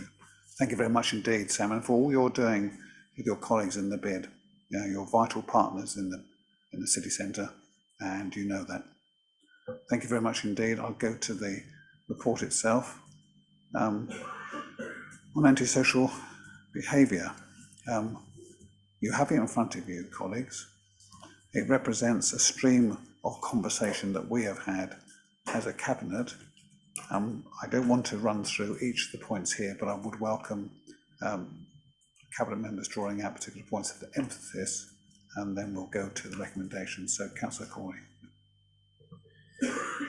Thank you, Leader. I actually wanted to speak on behalf of Councillor Summers because she had to leave as identified before, and she firmly has been working on this with her communities and safety portfolio holder work. So she wanted just to update on this report really and say that the Council has been responding. This is one of the key priorities for our Council and for the Colchester Safer Partnership, one of their 5 priorities. There clearly have been many concerns by residents, she outlines, and she has been listening to those. The crime figures that she has discussed with the police do show a reduction, but sadly, due to high-profile incidents that have been raised, this has caused a greater perception of an increase in antisocial behaviour. So that's something that Natalie has witnessed herself publicly, and she believes some areas have also seen spikes. So although there's been an overall reduction, there have been certain spikes, and I know Natalie has been working particularly on the St Mary's car park issue, for example, that you have been working on as well, Leader. So some of the matters have been discussed when she attended the Crime and Disorder Committee, which is updated in this report as well. Looking at short-term and long-term strategies as part of this report, in particular looking at a strategy to tackle ASB across Colchester, which is something that she'll be working on. So that's what this report outlines, and Natalie recommends the creation of a new antisocial behaviour policy and asks for the endorsement of that and the endorsement of the public space protection order for another 3 years. And I hope that some of those issues outlined by Sam can be ironed out as well for businesses, because we want to support businesses. We've heard earlier tonight about shoplifting and how that's a national issue plaguing our high streets. We want to support our high streets. That's what Natalie has asked me to say. And I think from a resources point of view as well, we want to make our town centre safer and better as an experience for people to come into, to spend money in our town centre with our small businesses. And we as a cabinet met with the police and we're satisfied with what they're doing with their limited resources, but we will do everything to work together with them with a new antisocial behaviour policy. I think we can do that, and that's mainly what Natalie wanted to say. Thank you. Thank you very much indeed, Mark. Any other remarks from colleagues? If not, I'll draw this item to a close. Okay, well look, I should just say for the record, we touched on this several times. I thank visiting councillors, Jocelyn, for raising some of the observations you made. So let's not repeat it again. We are united on this. We want the safest possible city that we can and district, and we have some great partners. And I am now comfortable that we have their attention, and we have the attention of our officers to what matters. And we're starting to see some results, not just in year-on-year data, but I've heard from businesses that it's been better off late, if I can put it as simply as that.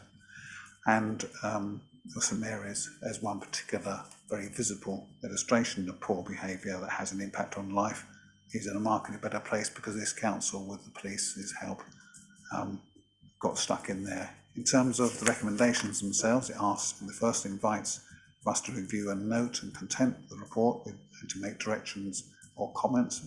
I suggest that we have done that tonight. If I was to simplify, it would be we support our partners, we work with them, and we frankly encourage robust action and where it's appropriate and absolute zero tolerance to unacceptable behaviour, to exercise the powers that we have and to have no qualms about doing it. So we're content with the first of the recommendations. Thank you. It's been a long evening, I know. Now, the second was to endorse the introduction of a policy that states the types of behaviours that can be investigated and acted upon in the use of our legal powers and process. So, as described there, can I ask for your agreement to that? Thank you. And the third and last is, as touched on by Mr. Good and also by Councillor Corey, this is about our support for the renewal of the PSPO, but with that important proviso that we officers are to look at what tweaks might be needed and can be made within the scope of the legislation and the framework we have to work with. Are we agreed? Thank you very much. Item 10 done.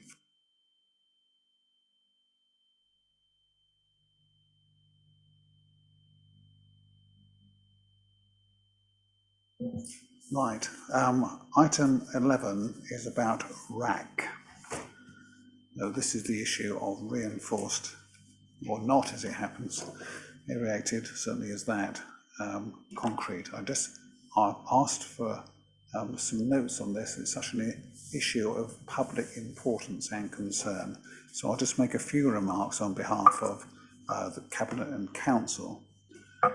The first is that we have taken this seriously, and with the help of the Colchester Borough Homes, we have reviewed all our corporate buildings to ensure we understand the nature of their construction materials, including Leisure World and Hunwick Road Centre, with flats over shops. They've been inspected, so there's more than just a desktop study where it's been appropriate. We've looked at buildings of potential concern. The clear advice, the buildings are cast in situ reinforced concrete, so there's no evidence or indication that any of our corporate council buildings have RAC. Colchester Borough Homes have also conducted and commissioned reviews of our housing stock. And we have 3 types, so there's a lot of detail that goes with that. With 2 forms of our housing construction, there are certainly no issues. With third, there was a question which has been followed through, where gas rendered concrete panels are not classified as structural. So there is no urgent need for repair if repair is required, but further work is underway. So this is about risk management and understanding and an appropriate and timely response.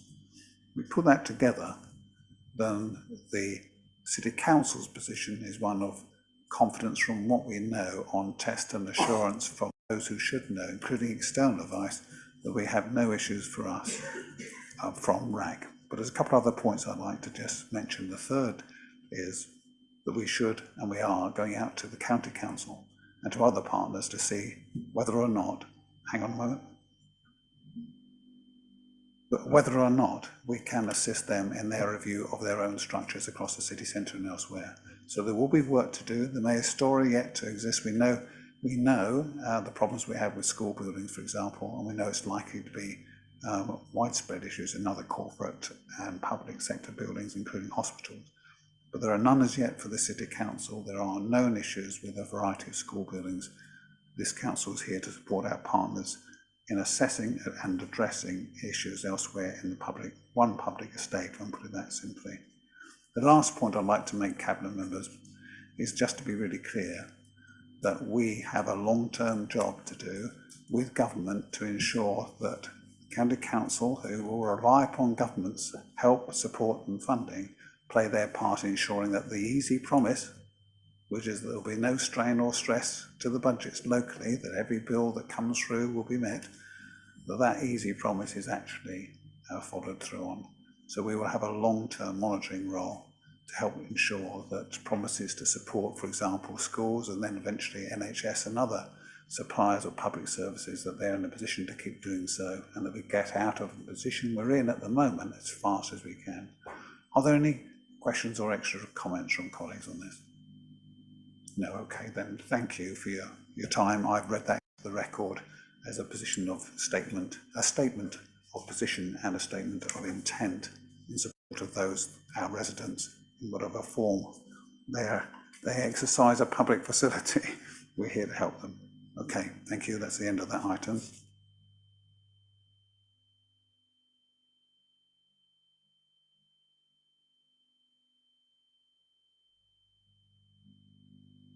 In which case we go on to recommendations from the policy panel. And I have, there you are, Councillor Law. Would you like to come forward? Thank you very much indeed. Thank you also for being the beginning and the end of our meeting almost. So thank you, Jocelyn. Thank you. So I'm here this evening as chair of a policy panel, and I'd like to thank the leader for coming along to our last meeting, and we really value that engagement and dialogue that we have with you and the rest of the cabinet. And I think that our last policy panel really reflected some of the key ways in which the council engages with our residents, as we had discussions that focused on inward investment and the retail offer in Colchester, and really highlighted the importance of that to our local economy. And that's obviously very important in terms of services for our residents and also providing high quality jobs for our residents. And we also had a presentation from our employment and financial support team around cost of living and the support that that team gives to residents. And that also highlights the way in which, as a council, we're there to support residents and find solutions when they're facing difficult challenges in their lives. So I'd like to move on really just to summarise why I'd like to support the recommendations from the policy panel. We had a very comprehensive presentation from Sam Good from the BID and some great input from our council officers. And we came up with some recommendations. Particularly, we were keen that we would have to policy panel a report given to us from the City Status Marketing Task and Finish Group that's led by BID. We'd like to review that. And we also were keen that Cabinet would seek more evidence and information to help shape a retail strategy that covers the wider Colchester area, recognising that retail is not simply important in the city centre, but is obviously important across all our wards and areas for all our residents. And also following on from what many people have mentioned this evening, including my colleague Councillor Smalls, we also were keen for Cabinet to advocate to the Safer Colchester Partnership the importance of tackling antisocial behaviour, particularly issues such as shoplifting affecting local businesses, because obviously the safety of our businesses, their staff and also residents, that those patrons is paramount. And so we would be very keen for Cabinet to encourage greater working between all the partners involved in tackling those issues of safety and business.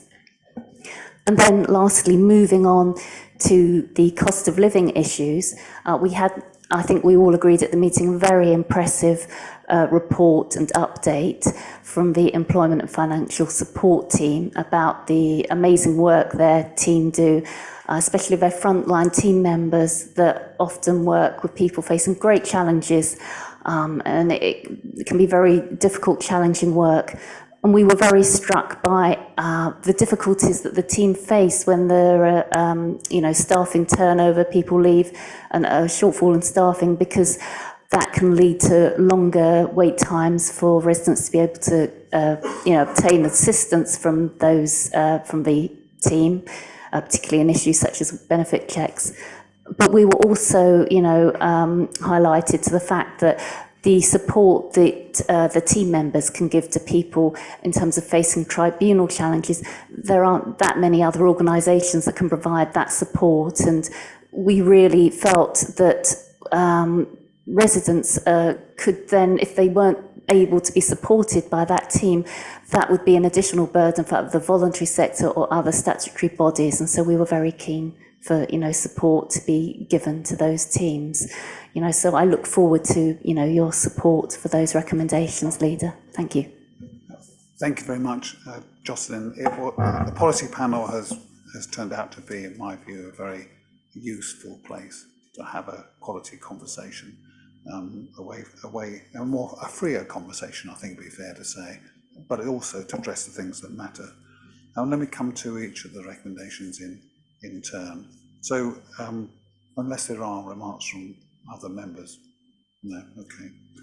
Look, I know that Sam Good on behalf of Business Improvement District absolutely values that engagement, and if there are contributions that can make to help us do get better on marketing, that's what we should go and do. So I'm recommend to colleagues that we accept the first recommendation, receive a report as led by the Business Improvement District on marketing.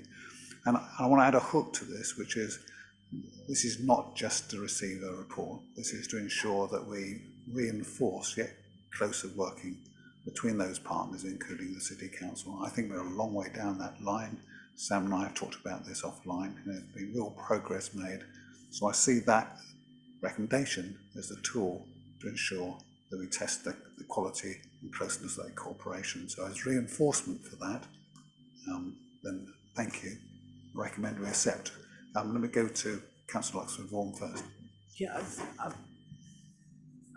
I'm slightly behind because we got this supplementary information. No doubt, if I'd had time to read it, it would justify point B, which is that the Commission work to involve all relevant parties. I just want to take these in turn, if I could. Oh, okay, sorry, I thought you were going to do all three. And when you said you were going to separate them, I thought you were going to do you can take A cost first. of living and fine. Yeah, no, thank you. I completely understand where you might be heading.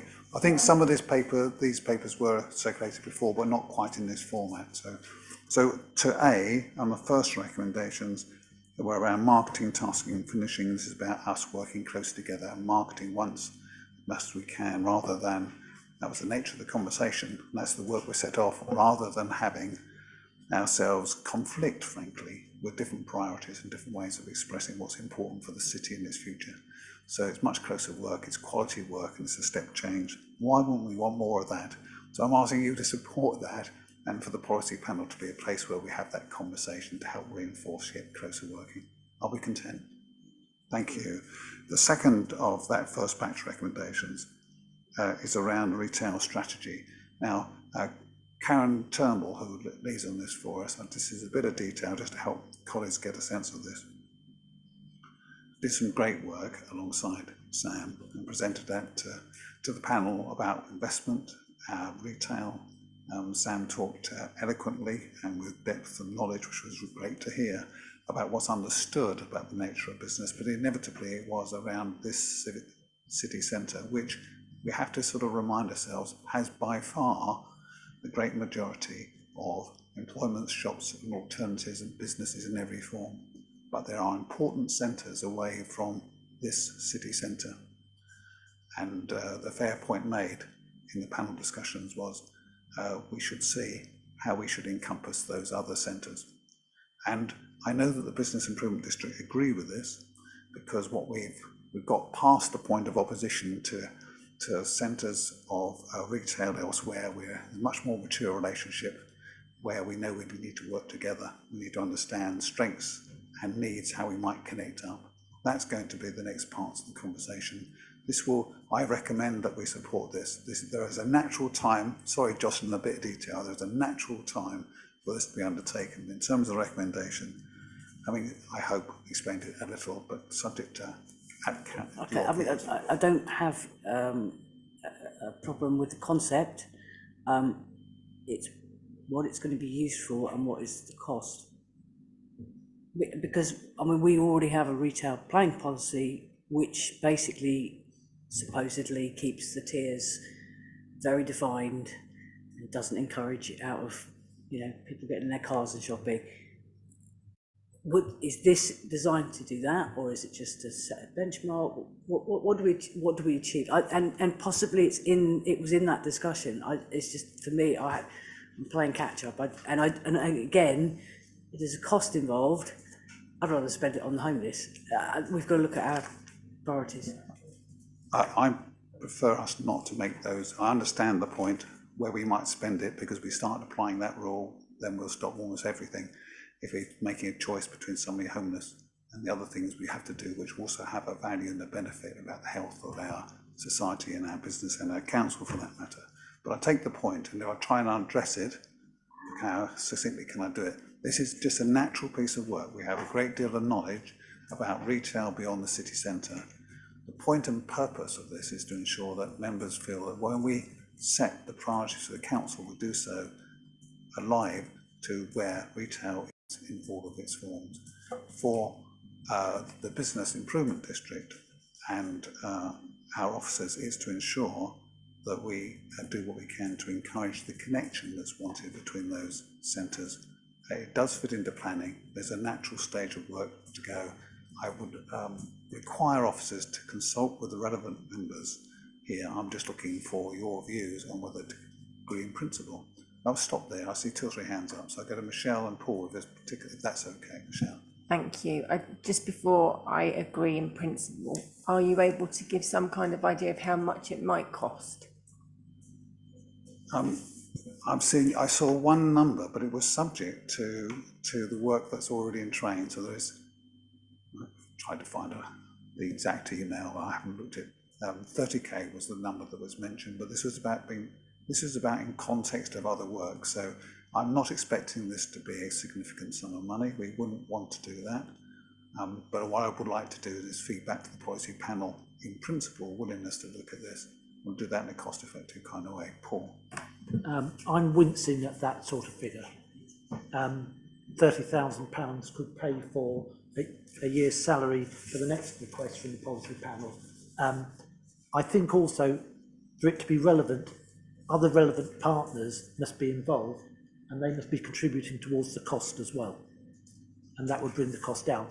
If we do it and we don't involve the county council and other areas like that, it's going to be taken out. So I think we need to perhaps look a little bit at making sure everyone of the relevant partners is involved and are buying into it, and that the cost is kept at a controlled level, albeit that cost might be officer time, but that is a real cost for this council. I might go to Councillor Corey, and then I think I'll propose a way ahead that's a little different to this. Mark? Yeah, thank you, Leader. I was just going to propose we could say Cabinet explores the cost-benefit analysis of work, and kind of we take it away, we look at it, we see what partners can contribute. Essex sounds generous bid. We look together because it will deliver benefits if we get it right, if we understand what's happening with our retail offer. But I absolutely appreciate what our Cabinet members have said, so I think we can definitely take it away and explore it further, and perhaps take away the direct commissioning of work from us and explore what we can do without too much cost. Okay, what I'd like to offer then, thank you. I'm with you all. There's no difference on this. We're not going to spend money we don't need to, but we're also not going to lose opportunities or respond to fellow members in a panel that we've asked to come to us with a judgment. So, Michelle. Sorry, I really need to, sorry about the question, but I don't understand. So is it possible, so when you say commissioning the work, do we tender out to people to do we commission people like that? Or is it possible for people with the skills that we have within the council to do that kind of work? So it's kind of like a wooden budget, as it were? Thank you. Do you want to offer a view?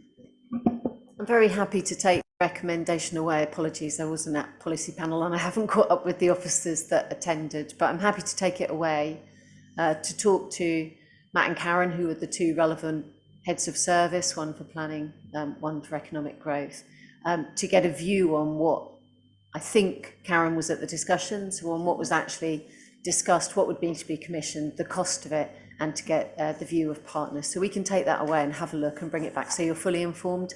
I think the policy panel discussion was an idea. I think it's an interesting idea, but we need to go away and work it up to see what's possible. So I'm happy to take that away for Cabinet if that suits you, Leader, and we'll come back. Okay, so thank you. Recommendation is that Cabinet commissions officers to explore how best to develop, if so, a wider retail strategy which addresses the retail offer beyond the city centre. Are we okay on that? Just a way of capturing the take it away. I'm looking at Michelle Burrows. Sorry, I'm obviously really thick with this, but I do just want to clarify, because it's £30,000. No, stop there. Okay, regardless, it's a lot of money. We will not spend any sum. I know you're not going to spend any sum, but are we agreeing to print in principle now, or do we have to wait until you come back with the stuff and then we agree in principle? Thank you. Good clarification. Just dotting I's and crossing T's, all right? So we are not committing, so just to be clear, we're not going to commit to any sum of money. We're asking our officers, I should almost give up on trying to define it, we're asking our officers to look at this proposition and give us advice, okay? And good luck to Democratic Services. Ignore all the earlier bits and just go for the last couple of sentences. Richard, can I say for the record, Richard Clifford is a star in trying to make sense of us. He does it quite well. Right, the third part of this is in light of the panel's concerns regarding increasing antisocial behaviour and crimes, including shoplifting, we advocate Safer Colchester Partnership should assign a higher priority to tackling ASB and so on and so forth, involving crime and ASB against businesses. Now, it's not our role to set priorities which are actually led by the police. So I'm going to suggest a minor change to this. Now I've run this past the portfolio holder, but let's try it on you. Which is on line 3, the Safest Colchester Partnership should ensure, rather than sign, should ensure, delete a higher priority too, so ensure tackling antisocial behaviour and crimes against businesses is a priority. That all local partnerships should work together to address these problems and issues, data and progress be shared with the public.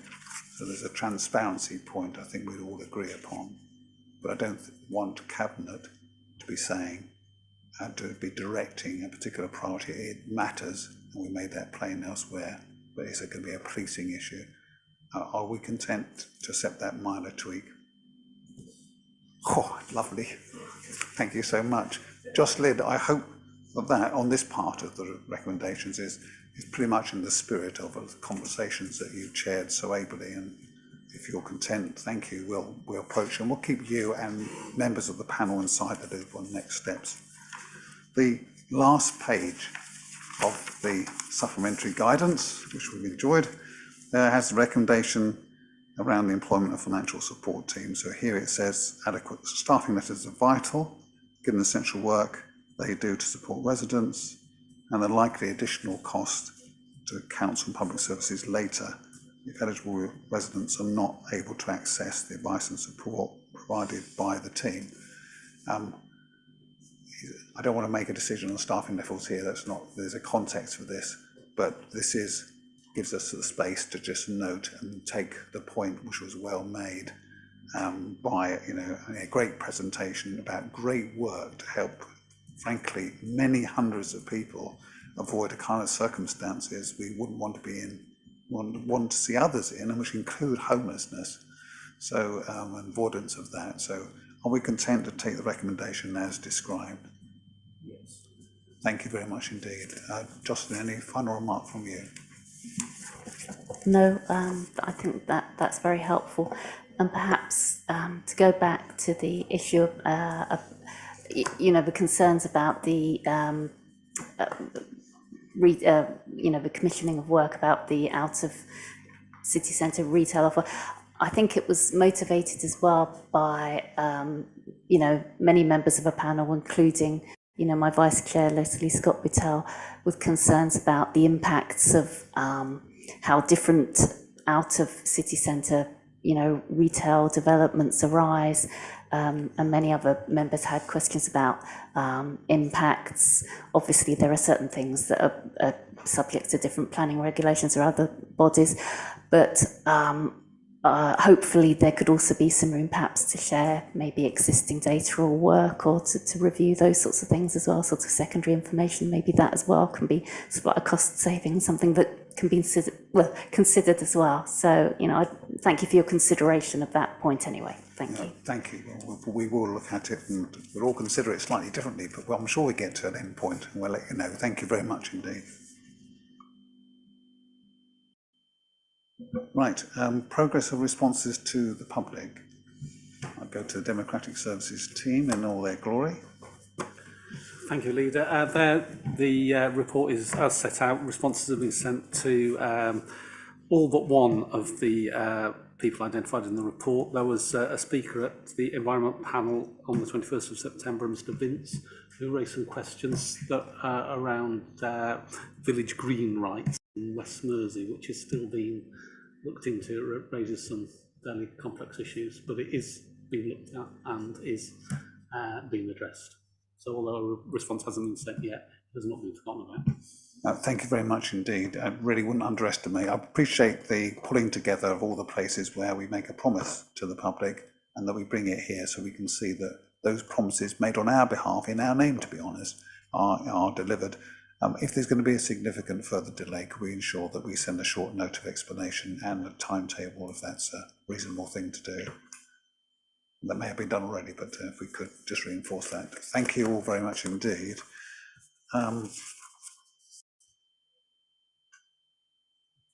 Exclusion of the public would be an item too. I do like hearing the Deputy Leader read out loud. Oh, all right then. Well, look, on that basis, can I thank everybody who's attended, about to leave, and all of us for all of the support and for a great evening. Thank you very much indeed.